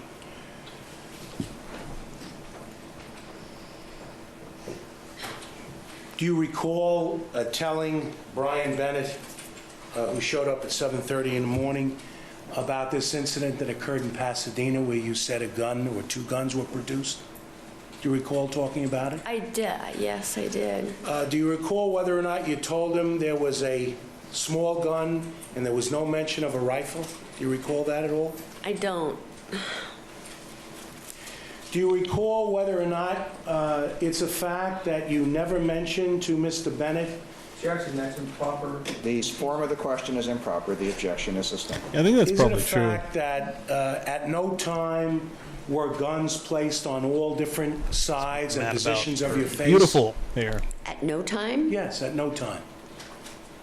They were. Did you tell Mr. Bennett that guns were placed all over different parts Not of on your this face? side. I said on this side. Did you tell that to Mrs. Bennett? Yes, I did. Just, folks, first of all, I'm going to say this right now. I understand the witness who is not familiar with testifying doesn't know. If 2 voices are talking, certainly the attorneys have to recognize that someone has to stop because the reporter cannot take it down. Now, if you want me to ride close herd, I will. I'm trying to give everybody latitude. Just stop when you hear 2 voices. It's real simple. Even if it's not your fault, stop, because the reporter can't do her job. Now, please rephrase your question. Well, I was going to ask the court if you could, for the record, indicate. Yes, she indicated the right side of her face is where she was indicating. Judge is the best. I'm taking it. He's the best. Yes, sir. Ms. Ogden,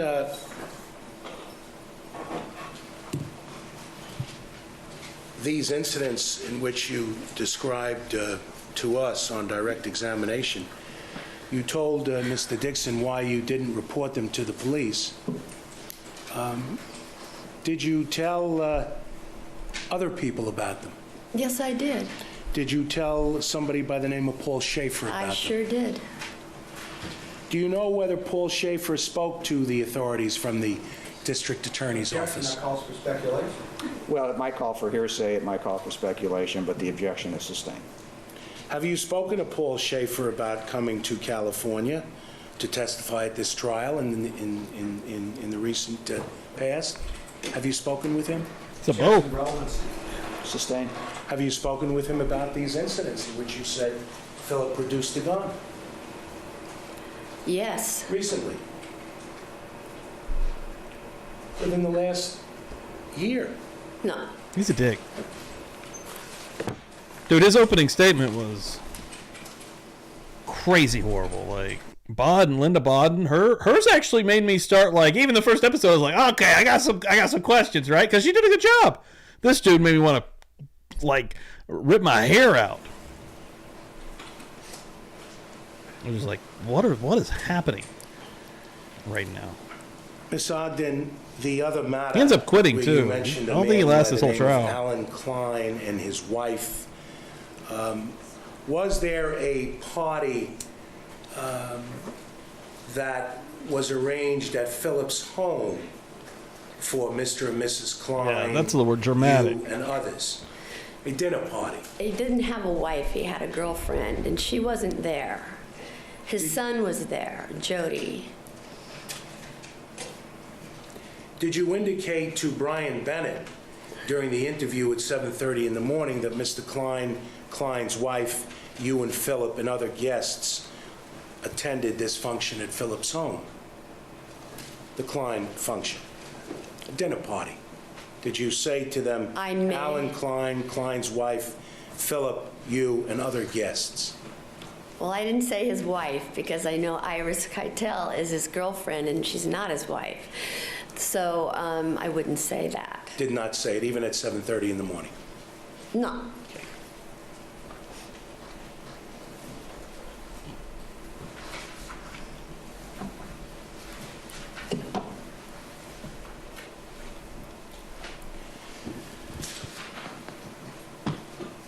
Ms. Ogden, you indicated to us on direct examination about testimony about an Uzi, U-Z-I. Yes? Yes. Are you familiar with guns? No. Do you know whether, in fact, there was any Uzi involved in that case, or in that incident, I should say? Philip told me it was. And that's the diagram that you drew? I don't know. I drew a gun that looked like what I saw, but he told me it was an Uzi. I wouldn't have known what it was. And did he at any time,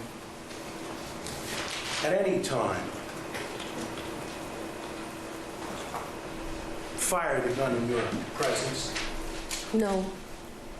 In any incident, did he at any time fire the gun in your presence? No. At any time, did he ask you to fool with the gun in his presence? No. You yourself? Did you at any time provocatively play with a gun in his presence? No. Obviously not, correct? Correct? Correct. Okay. And it would be a fair statement that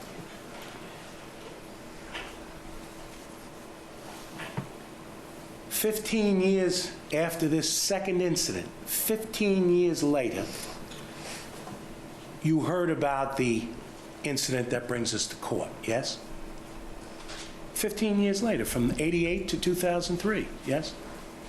89. 89 to 2003, 88 or 89 Yeah, yes. to 2003, 14 or 15 years.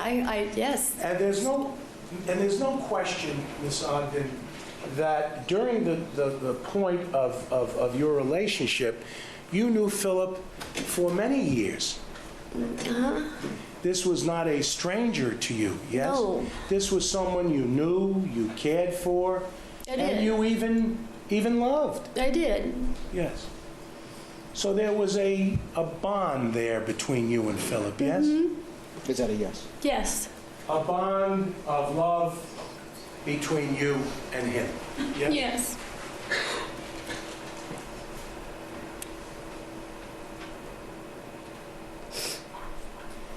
You don't know, Miss Ogden, the circumstances about the death of the decedent in Philip's home, do you? No.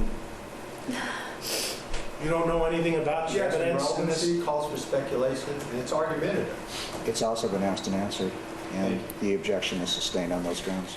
You don't know the other evidence in this case? Same objection, Your Honor. I'll allow that. You may answer.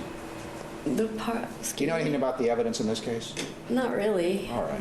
You don't know about any of the forensics or science evidence we have in this Objection, Your case? Honor. It's becoming irrelevant. Sustained.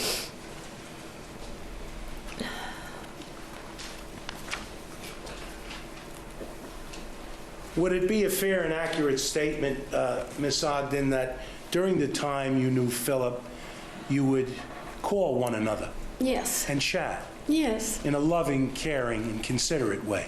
Right. Today, did you bring a tape with you of some conversations you had with Philip? Is that a yes? Yes. Is that a yes? It is. Had you ever been asked by the prosecutors to bring a tape or anything like that, that you had of voices between you and Philip? No. Did you do it today? I like it. Did you hear it recently before today? I did. And did you glean and gather from the conversations, at least the bulk of them, that your relationship was a loving, caring, considerate, and good one? Yes. Would you agree with me that the conversation that we received today on the cassette, those conversations, did they occur around 1988? Do you know when they occurred? 89? Because Jody Klein is on there saying that, where's Philip, on my machine. They're just old. I keep everything in my pack rat, and So they would have occurred after. She hadn't finished her answer. You may finish. You Yeah, said stop, you stop kept fucking everything in your interrupting her. background. Yeah. How about that? and old scripts and old tapes and all. Anyway, I didn't even know what was on these tapes, and I listened to them. This is like a year ago, maybe. I didn't know I had them, and but they were just him calling me, being funny, and it wasn't anything bad on them. Was there also a conversation between you and Philip on the tape? Yes. A loving conversation? A sweet conversation? A caring Yes. conversation? That was not filled with any rancor, animosity, or enmity between you and him? No. And when you were married in 1990, withdrawn, was it 1990 that you March. 1990. April of and 1990. then moved away from California? And between 1990 and 2003, did you have any contact with Philip? No. Did you email Philip or send him cards or anything like that? Not that I recall. But you did call him They didn't after have you email. I'm sorry? Let him finish They- his question. I'm sorry? Go ahead and finish your question. I didn't hear. No, she interrupted your question. Go ahead. But in '03, shortly after the incident that brings us to court, you did call Philip. I did.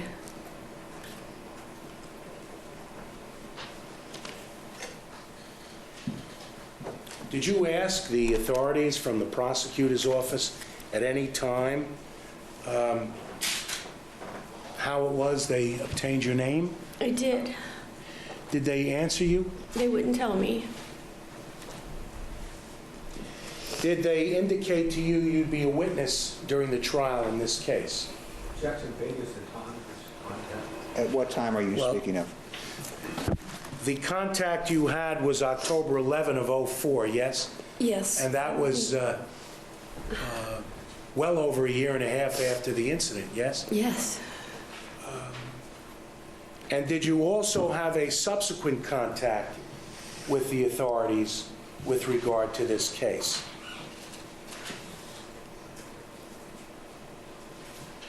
Did you speak to them after that first time in October? Yes. And was that in December of '04? I was working on the Grammys, and I was here in town. Was that December 6th of '04? January or February. February is when the Grammys usually are, and it would have been about that time.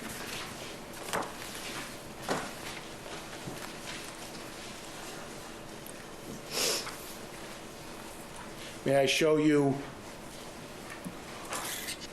the first page of this report and see if it refreshes your recollection? Jackson, no foundation. Yes. If you were to be shown a date of the statement, I assume this is a statement of the Yes. witness, would that in any way help you remember when the second conversation took place? Yes. All right, you may approach. Yes, sir. Ms. Ogden, just read to yourself Okay. this first paragraph. Okay.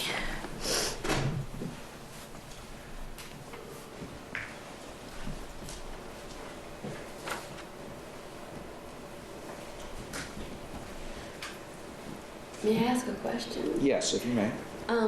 Was this in person or was this over the phone? Is there any, in reading that statement, does that help you refresh, if it doesn't, just let us know. Does it help you refresh your recollection as to when the statement might have been given? Or when you spoke to the authorities? This is when I spoke to, May I do this? Just 1 second, I just want to see. Paul Schaefer.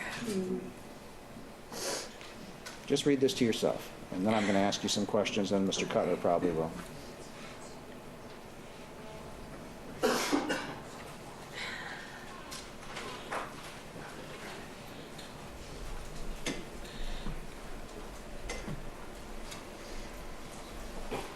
When you're done, let me know. Okay. Just It's that- kind Have of- you read the statement that was given to you? Just this paragraph would be. Oh, just only this? Yeah, because that'll give you the Oh, okay, date. I'm sorry. I didn't want you to Oh, do too much work on that, on that. okay. That is when I met Paul Schaefer. The only question is, once you read that statement, tell us whether it refreshes your recollection as to when you had the conversation. If it doesn't, tell us. If it does, let us know. With the authorities from the DA's office. Judge is like, will you I stop? mean, all these things seem to be true, but I don't know. I was in Utah, so you know what I mean. I'd have to be over the phone or in person, and I wasn't there here in December. Ma'am, in reading that statement, does it in any way refresh your recollection as to when you had the conversation? No. All right. You may proceed.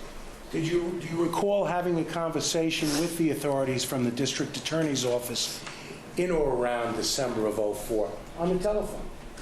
No.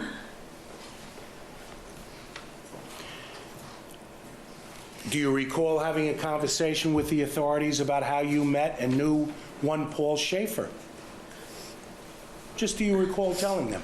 I remember telling them about that, but I don't remember exactly when that was. And December doesn't help No, you? it doesn't. No. Did you get to know the people in and around Southern California that were in the music and in entertainment industry? Facts. Jackson, vague and relevancy. On the relevancy grounds, the objection is sustained. Did you indicate that you had been involved in the Grammy Awards and involved in the entertainment field and the music industry? Did you tell us that on direct examination? Yes, in many facets of the entertainment industry. And you knew people who were involved in the business? Yes. Did you ever find it to be the case, Ms. Ogden, that people would from time to time talk about others who were in the business? Jackson, relevancy. Sustained.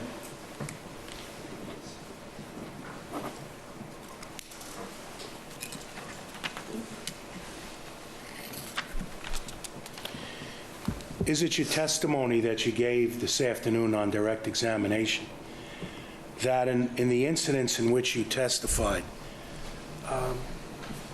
Philip didn't want you to leave his home? Is that a Yes. Thank you. He wanted you to stay. Yes.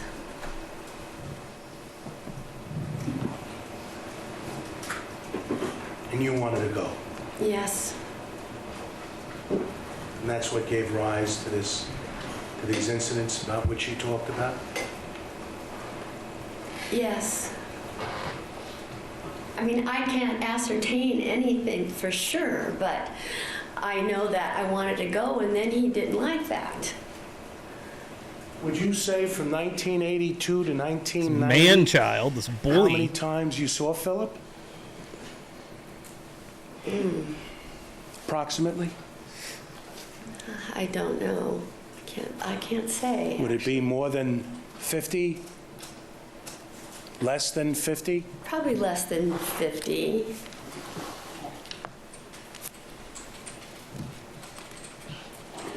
You mentioned your purse, your handbag. Yes. Did you mention that to Brian Bennett? Yes, I did. Your Honor, may I approach for a moment? To do what? I want to ask Miss Ogden, if I show you the report that was generated as a result of your interview,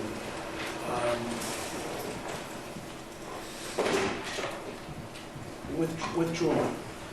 If I show you a report that was generated as a result of the interview, would that help you recall whether or not you mentioned a handbag at any time to the authorities from the district attorney's office? I definitely mentioned a handbag. It is your testimony that you mentioned it What? several times today. This fucking guy. Because that's the way, that's Yes. the truth. Yes. Fucking But fly in here. Is it also true that at no time did you mention that to Brian Bennett, the investigator that showed up at your home at 7:30 in the morning, October 11 of '04?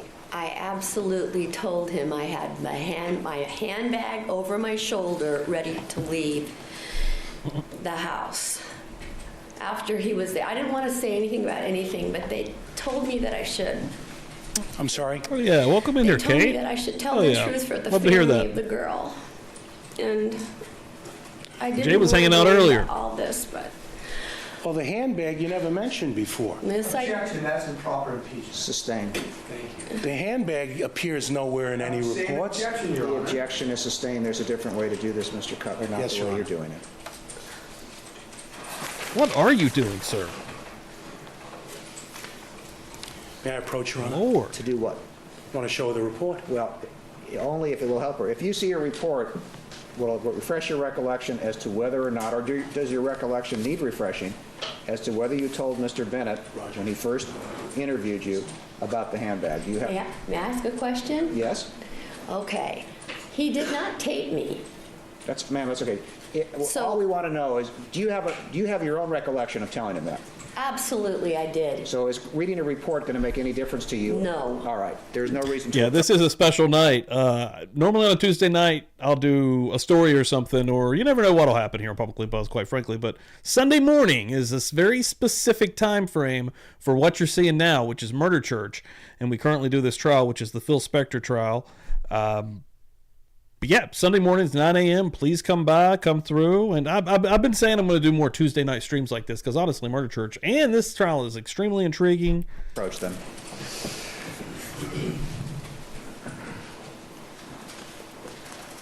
Who mentioned the family of the decedent?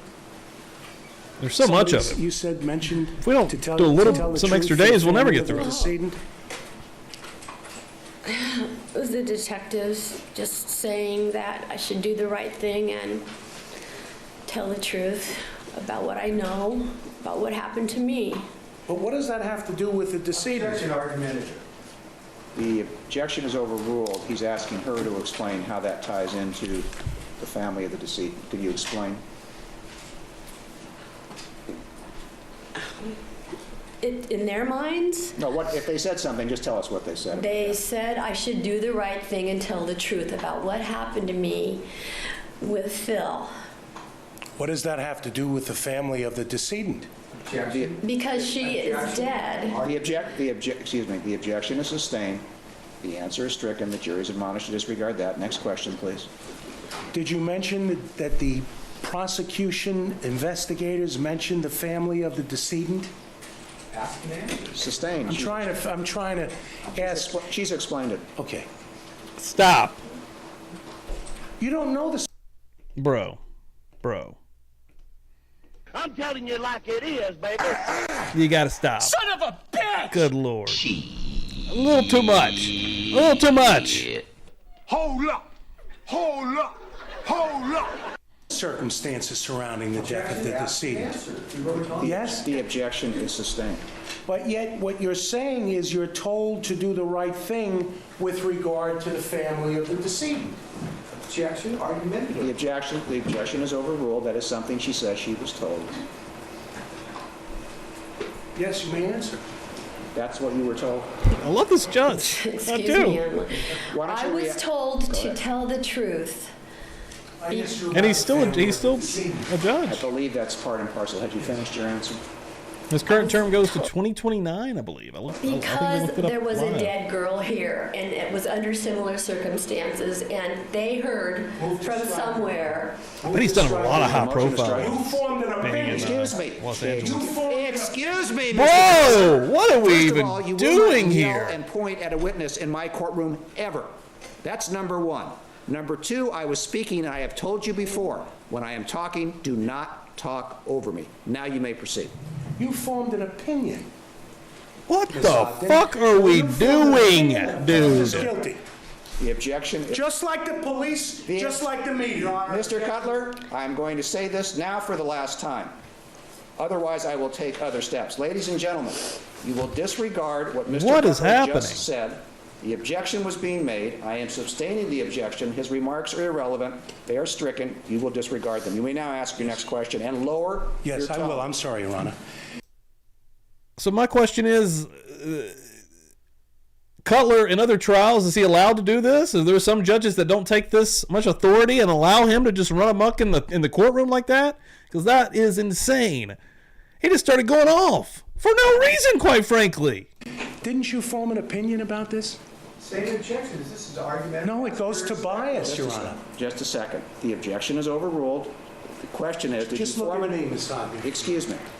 Based on what the police officer said, did that form an opinion in your mind? Did it change your testimony in any way? Did it have any effect on you? The judge right now, Judge Bruce Willis, Judge Diehard, a.k.a. Respect my house. That's right. No. You may ask your next question. But you formed an opinion. Sir, you can with only regard ask to questions what from a happened to tiny cage in Ms. the back of the Clarkson. room. Just yes, from now no, on. I can't answer that yes or no.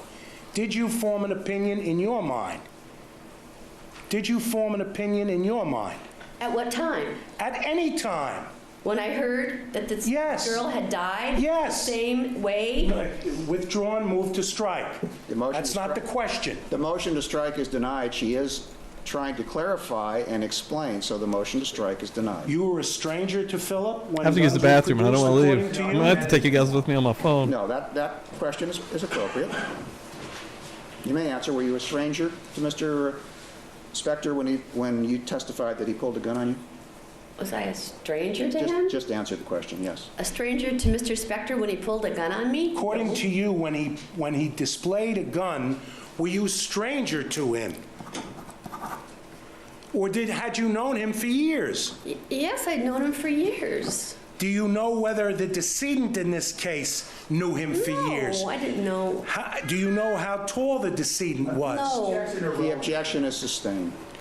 But there's no question in your mind from what you said and from what the district attorney's investigators said, an opinion was formed in your mind that Philip was guilty in this case. Objection at best.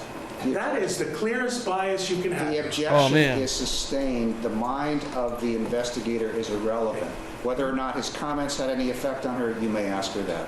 Whether what you read, what you heard from the media, did you read anything from the media or hear anything about this case from the media since February 3 of 03? Yes. From what you heard, did you form an opinion about this case? Objection, Your Honor. Her opinion is irrelevant. It's overruled in the extent it may affect her testimony or her recollection. That's perfectly acceptable. The objection's overruled. Is anything that you heard or said or, All right. or was told I'll be right back. I'm in watching any on my way phone. affect your recollection or your testimony today? No. Did you tell Brian Bennett in October that, in your opinion, Philip was Your Honor, responsible? could you ask him to lower his I am. voice? Mr. Oh, I'm Cutler, sorry, Your Honor. you need to Okay. stop yelling. I will lower my voice. Did you tell Investigator Bennett in October of 04 that you believed all the way out in Utah. Would you ask him? Mr. Dixon, settle down. Mr. Cutler, it's one thing to be animated. All witnesses will be treated with respect. Yes, Yelling at them is inappropriate. I apologize, Your Honor. I apologize Just to you, lower your Ms. Ogden. voice. I get exercised. If something goes off in me, and I apologize to you. It's no reflection on you. You're a nice lady. Well, even if the devil made you do it, just Yes, tone it Your down a Honor. bit, okay? Ms. Ogden, did you indicate to the investigators, this goes to your mind, did you tell Brian Bennett that you believed that Philip was responsible for the death of Miss Clarkson based on your prior experiences? Did you say that? Yes? No, I don't recall saying that. Is that your belief? I Is that believe I your don't present- recall it. Is that your present belief as you sit here today and testify in this case? That I believe that he did it? Yes. I don't know. Did you tell the investigators you believe he was responsible for it? I said I wasn't sure, but I told him my circumstances and it sounded pretty similar. I mean, Philip put a I gun in didn't your want him mouth? to be responsible for it, no. You mean, Miss Ogden, Philip, when he was a total stranger, met you in a restaurant at 2 o'clock in the morning, took you home, and put a gun in your mouth and shot you? The objection is sustained. Is that the idea? The objection was sustained, Mr. Cutler.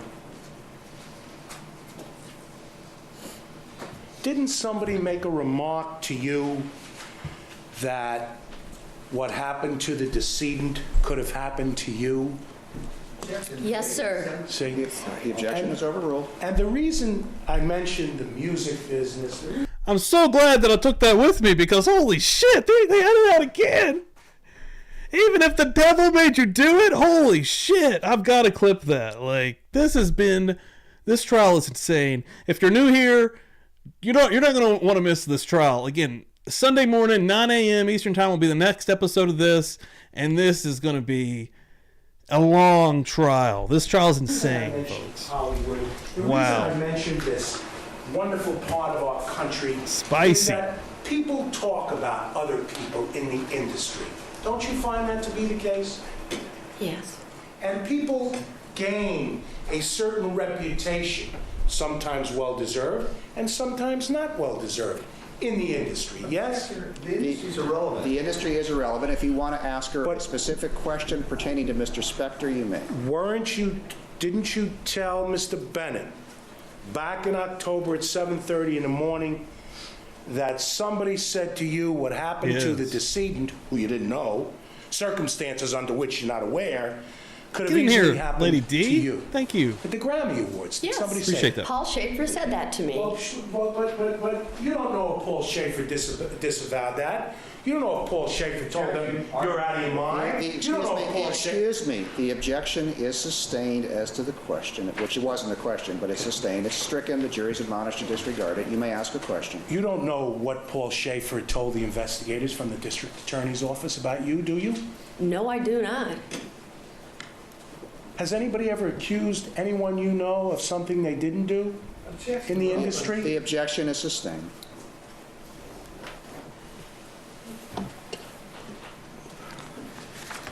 We still got about 30 minutes or so, Charlotte. I would recommend it. I'm about to,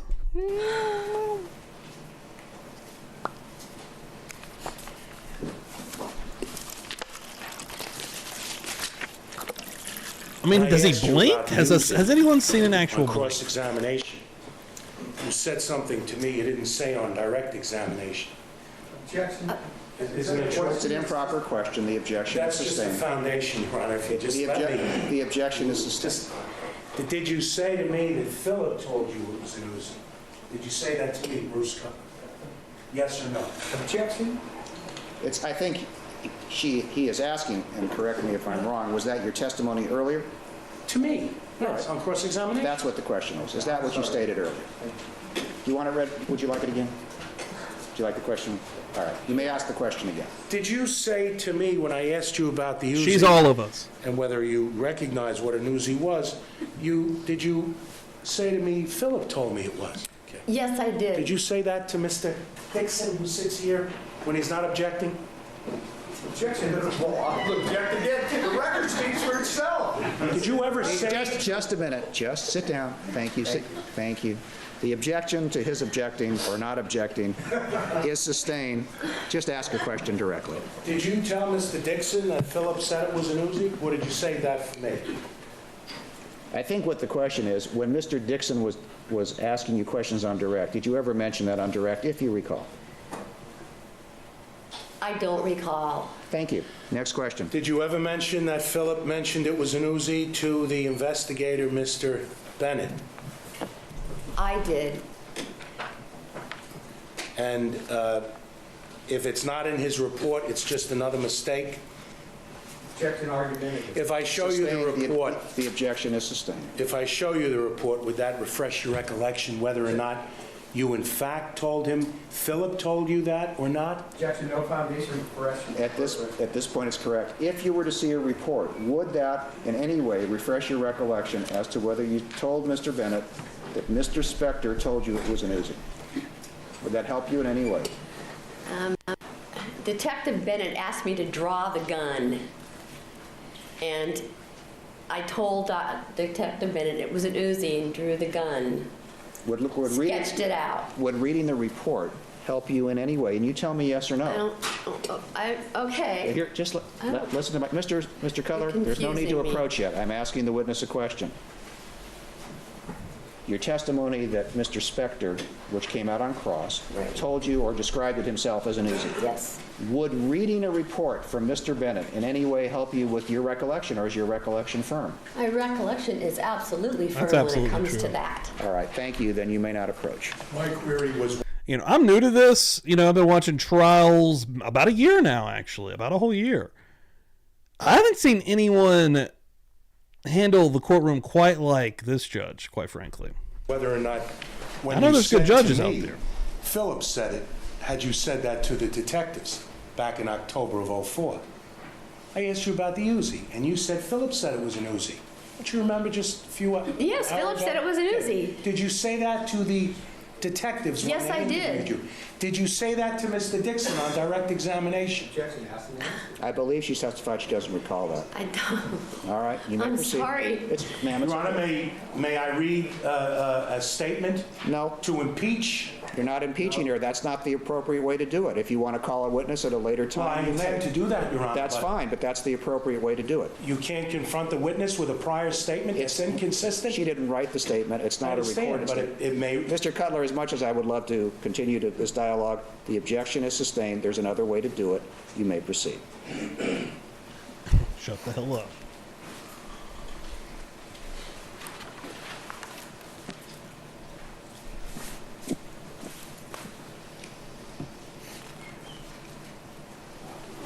These guns you mentioned, Miss Ogden, Yes. you know if they were loaded? He told me they were. Naturally. He told you it was an Uzi, right?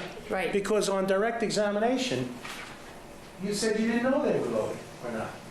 And you went through your song and dance. Objection, On direct argumentative. examination. Excuse me. I don't know if they were loaded. Mr. Cutler, first, I have told you too many times now, if you hear my voice, stop talking. Yes, sir. Just stop talking. Yes, sir. The objection is sustained. The jury is admonished to disregard the comment song and dance, which is inappropriate, improper, and every time it's done, I'm going to tell the jury to disregard it. Now you may proceed. Didn't you say on direct, volunteer to Mr. Dixon, that you don't know whether they were loaded or not? Didn't you say that? That's the question. Yes, no, or I don't know. Please. Yes, no, or I don't know. Philip told me they were. No. I didn't ask you that. But I did know for asked sure. you whether or not. Excuse me, everybody stop talking. Wow. Ask the question again if there's an Did objection. you say on direct, I don't know whether the guns were loaded or not? Yes, no, or I don't know? I don't know. But adding Philip's name, Philip told me, is akin to what you did. Oh, with yeah, Lucy. sure is. How could... The objection is sustained. Just like adding the handbag around your shoulder. You never mentioned that before. Objection, argumentative. Sustained. You can ask her in another fashion when's the first time she recalls that, when's the first time she told anybody, that's fine. When was the first time you recalled the handbag business? This is all to make it seem like the deceit. Objection, argumentative. The This is improper. objection Sit the is fuck sustained. down. And he has 10 lawyers. Somebody else stand up and do I was sitting this. in my living room in When was the Park first City time? When? She's Son of trying a to at explain. bitch. 7:30 in the morning. Excuse me. I don't mean to interrupt you, but we have too many people talking. You may now answer the question the first time you mentioned it to anyone that you recall. And Detective Bennett, I asked when, Your Honor. I She didn't is ask trying- for this. November Excuse me, she's trying to explain it. 2004, October 2004, when they came to my door that morning, I mentioned it. Okay, that's the first time. That is it. I think Color's still alive. No. The pocketbook never came up with Mr. Schaefer, yes? Never came up there. Never came up with anyone else you told about these incidents. But you did recall specifically telling Brian Bennett about the pocketbook, yes or no? Objection, compound. It is, excuse me, it's 76. compound, the objection is sustained. Your Still an testimony is attorney. you told Brian Bennett on the very first interview, yes? About the handbag. Yes, I did. Would you think, withdrawn, was he taking notes when he spoke to you? Was he taking The other notes? fellow was taking notes. What's the other fellow's name?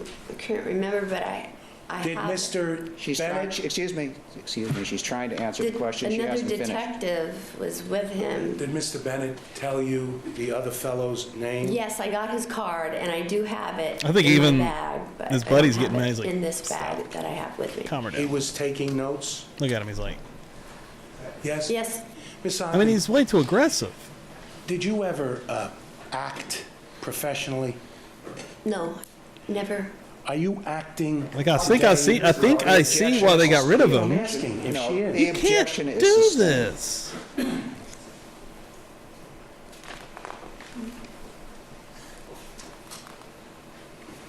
Like, I think that there could be maybe a time and place for this tactic, but it sure as hell is not right fucking You now. mentioned a horrific term, an attempted rape. You mentioned that term.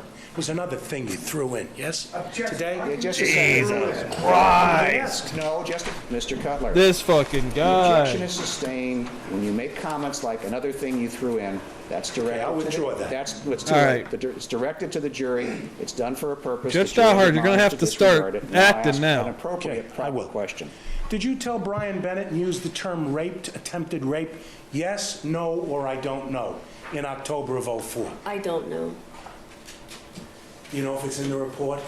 I don't know. Did Mr. Dixon ask you to look at the report that was generated as a result of No. going to, where did you say you lived, in Utah? Park City. Park City, Utah? All the way out to meet you? Did he ever show you this report? Night, Laura. Mr. Take it Dixon, easy. boss, Thank you for hanging. He never came out to meet me. Did he ever show you the report generated? No. From the interview? No, sir. That they can, do you understand, as an intelligent woman, Miss Ogden, that policemen and investigators generate Is this a reports? speech? Yeah, the objection is sustained. Do you have a ways to go, Mr. Cutler? No, I don't, Your Honor. All right, well, let's see, maybe we can finish with the witness, perhaps. Good You may proceed. Lord. Tell him to shut the fuck up politely is what he just did.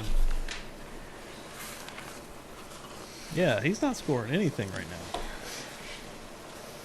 I think Phil even Another, knows. Phil's like, what the query. hell's happening? Quote, unquote, blow my brains out.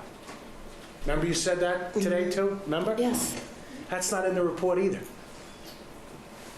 Objection, Your Honor, that's new. The objection is sustained. What is happening? objection is Where are sustained. you, sir? See, Miss, yes, Your Honor.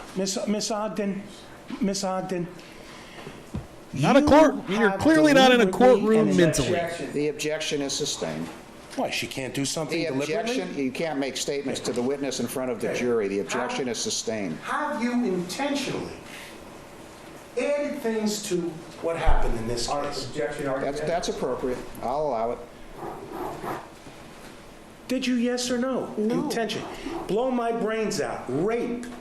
Philip said it was an Uzi. None of these things are in the report. Objection, that's improper impeachment. You don't need to yell either. My hearing's still pretty good. Some other things are failing, but that still works. The objection is sustained. But what did bitch. come out, Ms. Ogden... Judge and I got won't be long, jokes. But what did come out, Ms. Damn. Ogden, is somehow, some way, it was made clear to you that doing the right thing was helping the decedent's family. Objection, that's all. The objection is sustained. Excuse me 1 minute, Ron. I hear something. Yes. Yeah, this Ron, is. we do want to play the conversation that we heard today. I have a feeling we're not going to finish today, no matter what. Oh, well, it's okay. And the witness needs to take a break. But in any event, it looks like we're going to have to come back tomorrow, no matter what. I mean, is this badgering?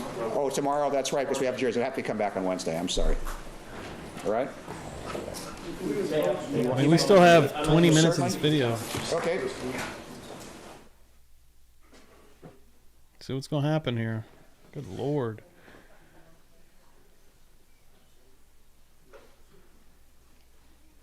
You need to go to the bathroom? To go to the, use the facility. So go ahead. We're going to take a brief recess. Ladies and gentlemen, keep in mind the admonition. Why don't you go ahead and step in the jury room. We'll see if we're going to go longer today or what, and we'll go ahead and take a break. All right?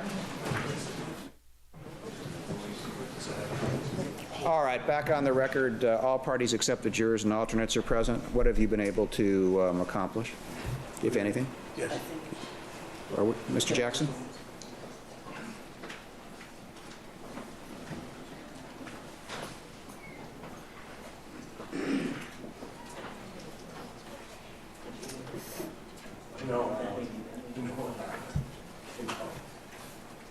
They really must not Got a hot mic here. There's not that. I've never seen it like The dynamic duo of the DA's office. Okay. Hardly. Hardly. Which one is Robin? He does, Debbie.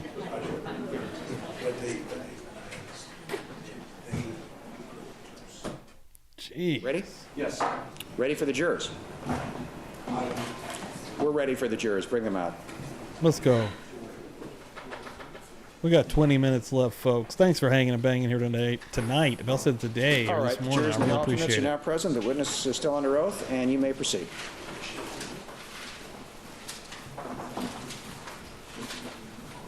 If you wish. Sorry. I thought it was 5 after 3 before. This fucking guy doesn't stop with his bullshit. Ms. Ogden, you said you saved things.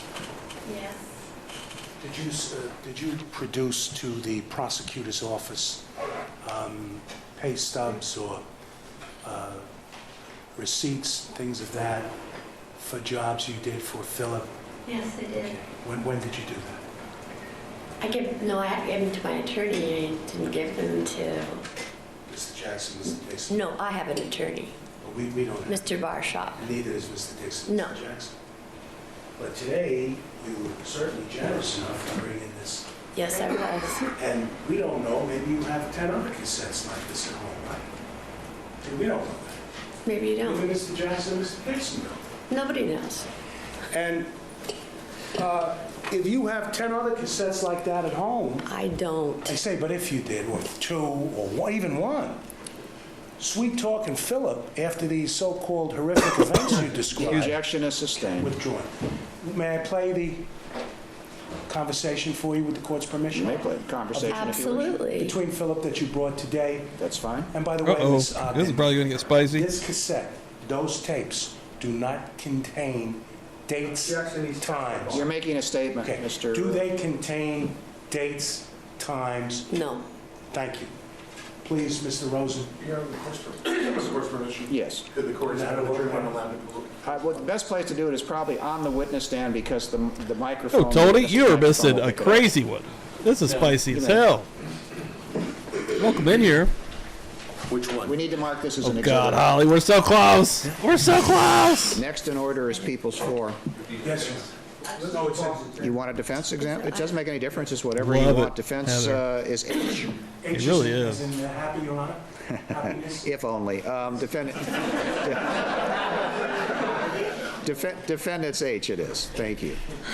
Miss Ogden,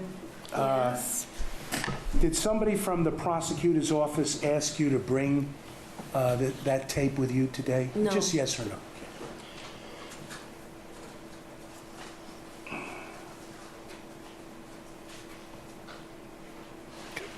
Okay. Thank you, Roger. Thanks for your patience. Judge, what's better, these two or this? That one is the one that will pick it up. What It's is in this guy between. doing? Anywhere. All right, we're going to just listen to the tape, if you will, until a question is asked. The reporter will not report the tape.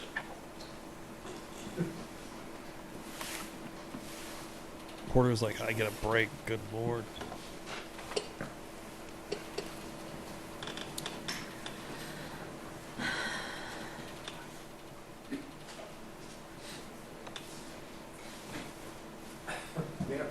You may. It says, I've only got a few choices, and I push the one that says play. Is the tape moving? Tape's moving. Let's see if there's a volume. It is, it's Oh, all. always technical difficulties, even in 2007 with a freaking tape player. That's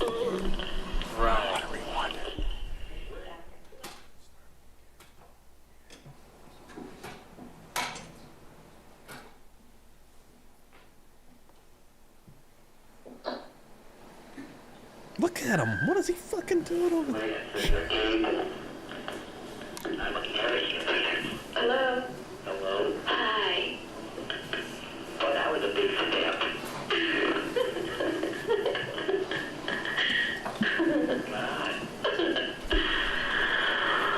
Step out. Step back again. Giant person. A big giant me?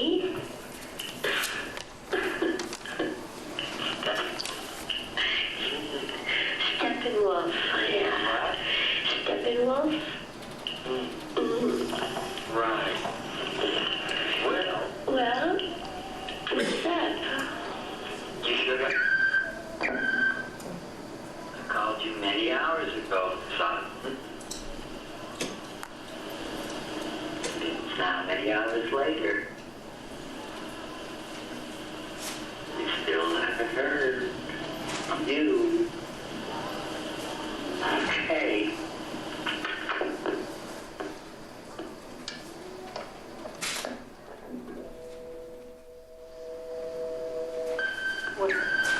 Why don't you answer your phone, man? I just talked to you. I need some information now concerning something you told people. I suggest you call me right now. Dude, I've heard him talk multiple times now, and I think he has split personalities. Like, he sounds different every freaking time. I just spoke to you about 20 minutes ago, 15 minutes ago.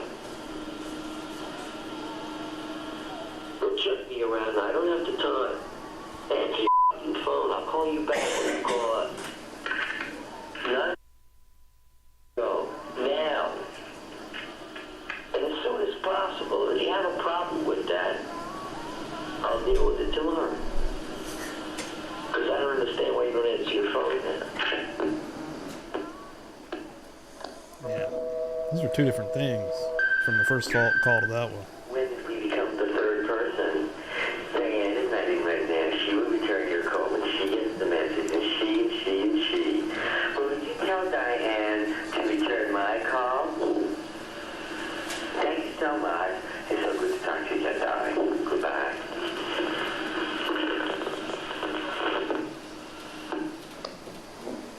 You're very weird. I do promise. Do I promise? Hold on. What made me laugh was Charlotte's comment. Hold on. I'm trying to get over there. I can't even get over there fast enough. Oh, maybe there's a voice changer in each way. Very, very weird. Coming down. Well, Miss Boop, I guess Dude, I think he has split personality. Okay. Each week for each personality. I shall talk to Do you people even talk about this? Because this is a thing. another time. On the way. Bye. Yes. What?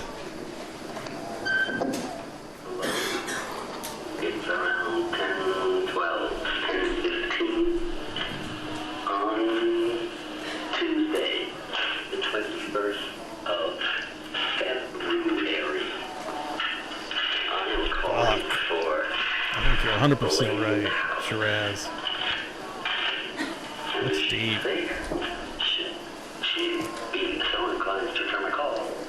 Right? Hurry up, 'cause I feel a beep's gonna end me. And I don't want to be killed off by a beep. Goodbye.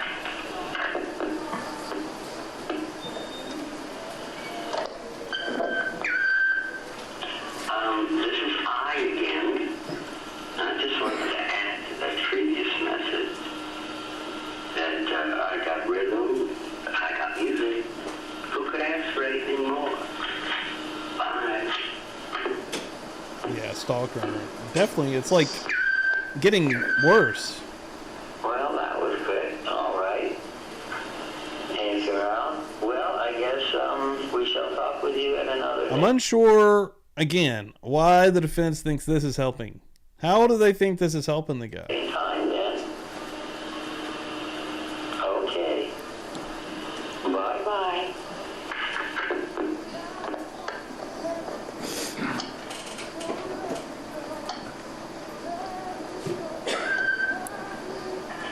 Yeah, this is not planned to move the offer, but give me a few more minutes.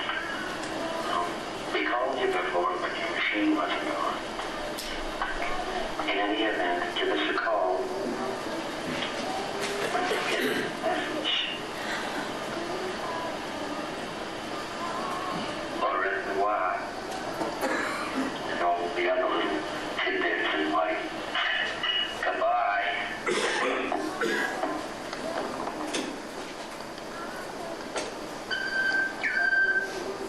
Just checking to see how sneezy was. Or sneezy is. Sneezy was, sneezy is. What is that music? Maybe in the background on the call? And if the cold has departed into the wild blue yonder. And I shall speak with you. Bye.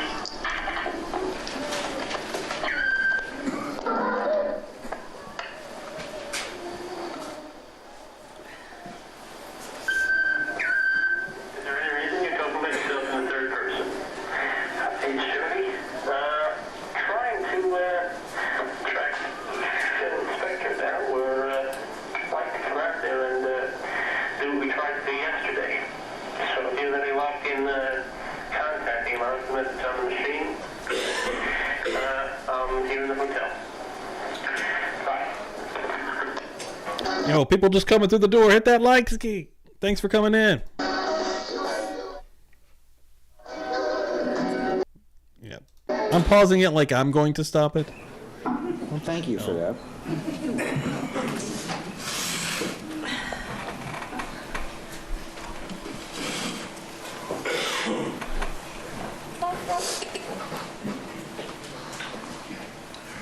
Mr. Cutter, do you want to proceed?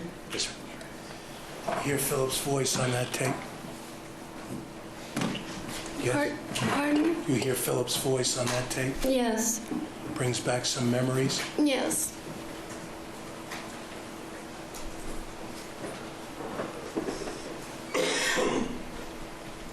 Doesn't it?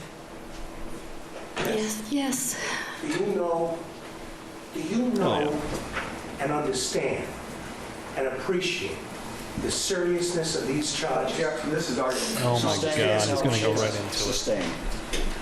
Miss Ogden, Right? there's no date other than Philip saying February 21. And Roger was good enough to help me with. There's no date on this. I know. Year. And they're withdrawn. Do you know there are people who are technologically able, I'm not one of them, of course, to take conversations from different tapes and put them on one tape? I'm not accusing you of it. What is happening? Is this a tape That's from your insane. home? Okay. Is that a yes? Yes. Thank you. And all we know about it, Miss Ogden, is that you brought it in today. That's a fair That's statement. fair. Yes.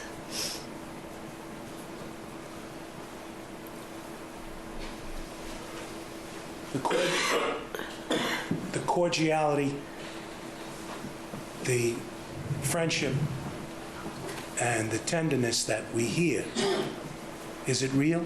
Yes. Probably the very first part sounded, I mean, it just escalated to when she wouldn't answer him. And I mean, I'm sure, honestly, she's probably putting up as a defense mechanism, just trying to get through a fucking call, because again, this is a powerful dude. When he died in jail, he was worth $50 million. Could do whatever the fuck he wanted.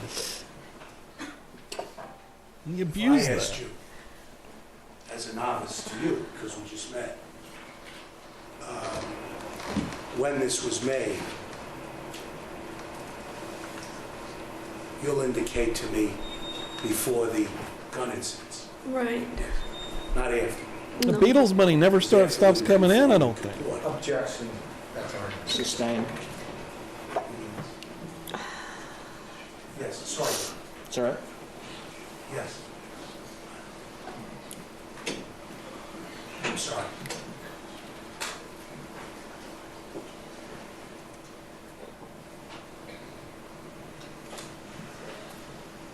May I, Your Honor, through the good offices of my friends and colleagues and Philip, can I do this? I don't know. What is it you're going to do?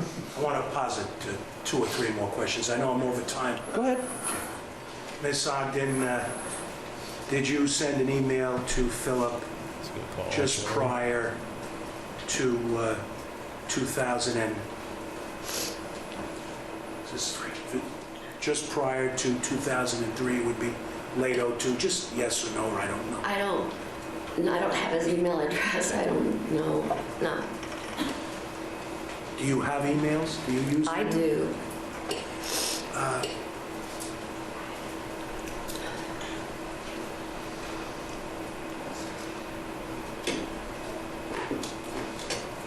Finally, did you say you were working with the Grammys for 20 some odd years? Yes. Did Philip win a Grammy in 1972? The objection is sustained. The objection is sustained. Did you indicate that you had not heard of Philip prior to meeting him? Or did I misunderstand? wasn't there in I know 1972. that. I understand that. I was in law school.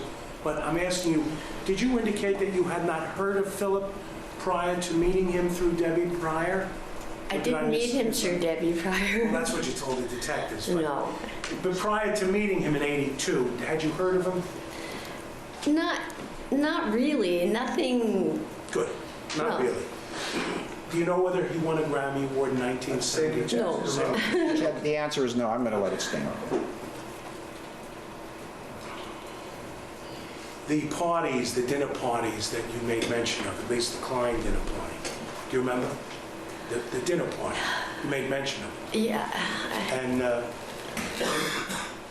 was there a staff of people that helped Philip put together these dinner parties, work the parties, caterers and cooks? And I don't recall. What is he It seemed I'm like lost we didn't now. have many. I am so mad at him, parties. like- It was just mainly well, I'm talking about the Klein dinner party. the client. I don't recall. Don't recall. Shakes the I know clown we had over one in here. New York Oh in the my hotel God, room. he stuck his tongue out like a Talking about lizard in California. slow-mo. What is going on? No, I don't. You don't recall? I don't recall.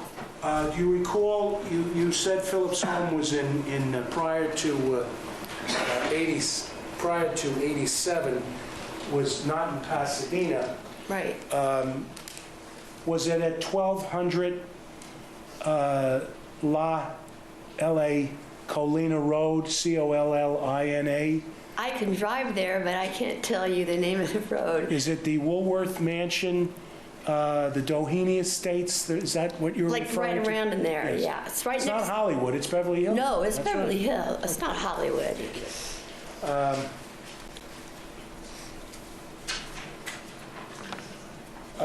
You didn't have the email address, but you certainly had Philip's phone number, Well, of course. because you said you called him after the... The mic just went crazy. I have all sorts of numbers. There's areas that I'm saying, but I just tried one just to. Let me see if that's me. Let me see if I can fix that. That might be my son. Sometimes it goes wonky. Ogden, if Philip kept the tapes of yours we could play them if he had tapes like you had tapes, right? I If he guess. doesn't, we couldn't. Did you save the cards he sent you to? Yes, I did. Well, I saved some. Yeah.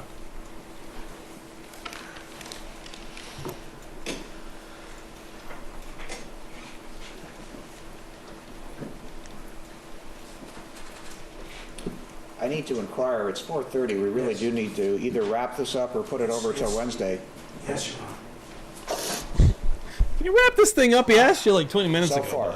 People, thank you, Mr. Cutler. Thank you, nothing further, no further questions. Subject to Wow. recall, can this witness be That was excused? abusive. All right, subject to recall, you're excused. Thank you for being here. You may step down.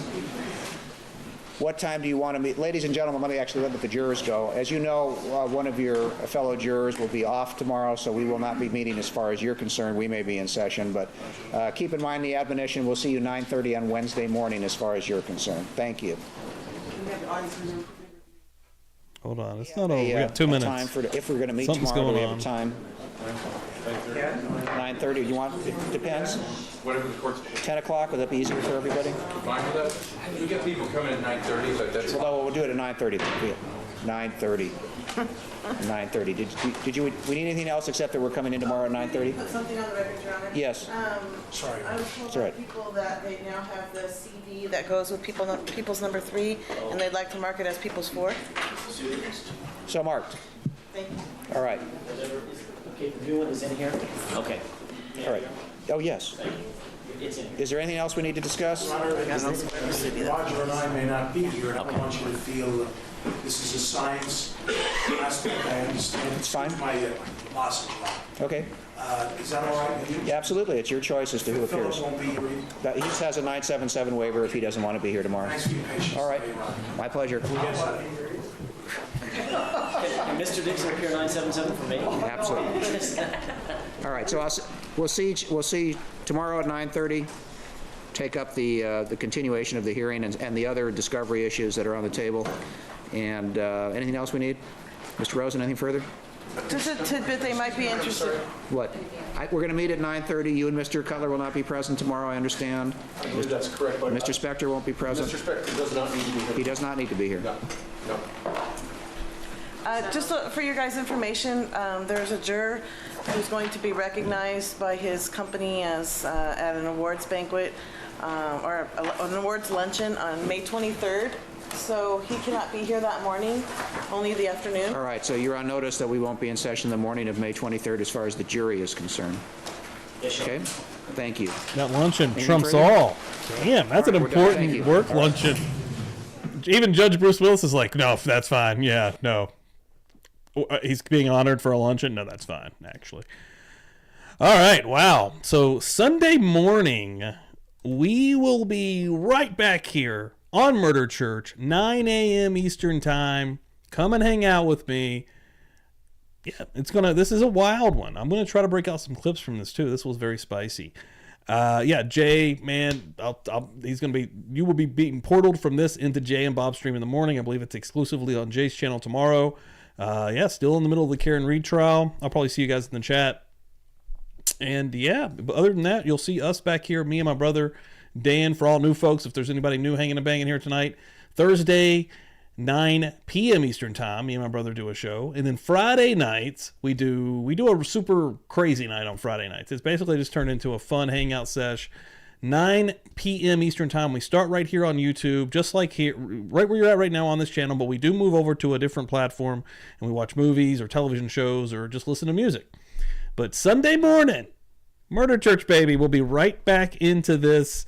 And had a blast. Tonight was today. Tonight, yes, tonight. I keep messing up just because Murder Church is here. It was a traumatizing one in a lot of ways. I believe that was extremely abusive there at the end. And yeah, I know if anybody is on the replay crew, if you had to take some breaks because of trigger warnings, absolutely understand that. Because this one was intense. Sherrod's coming through and gifting out 5 more memberships. Let me see if I can scroll back up here. Who got those things? Hold on. Let me go up here. Yeah, right here. Afton got one of those. Hellcat, Unbronzed, Ozzy, Laura got one of those. LS and Mallory. Welcome in here, guys. Welcome to the party, Judge pal. Diehard, Judge Bruce Willis, my favorite judge now. I'm just going to say it. Is letting you know. Welcome to the party.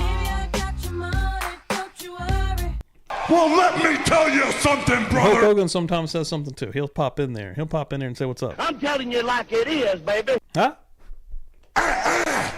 Crazy night, though. So, yeah, guys, thank you all so much. I see the chat's still rolling. This has been awesome. This has been a really good one. The best community, Shelly. Best chat, best community. You guys are the best, man. I think we're growing something really cool here, and we'll continue growing this thing to the freaking moon. Yeah, see you guys. Have a great rest of your evening. We went pretty late here. This is a wild random Tuesday. Just know that. So, yeah. Afton, thank you so much. Rock the classic cores. Sometimes. I think I've got a blue one also that I haven't worn in a long time. I'm going to have to bust out. But, man, what was... Fucking oath. Yes, Tiff. What was the soundbite I need? Yippee-ki-yay, motherfuckers. Yes, I need to get that broken out specifically for the judge. So, we're going to be doing that for sure. All right, guys. I will see you in the chats in the morning tomorrow. Get the hell out of here. Love you guys. This verse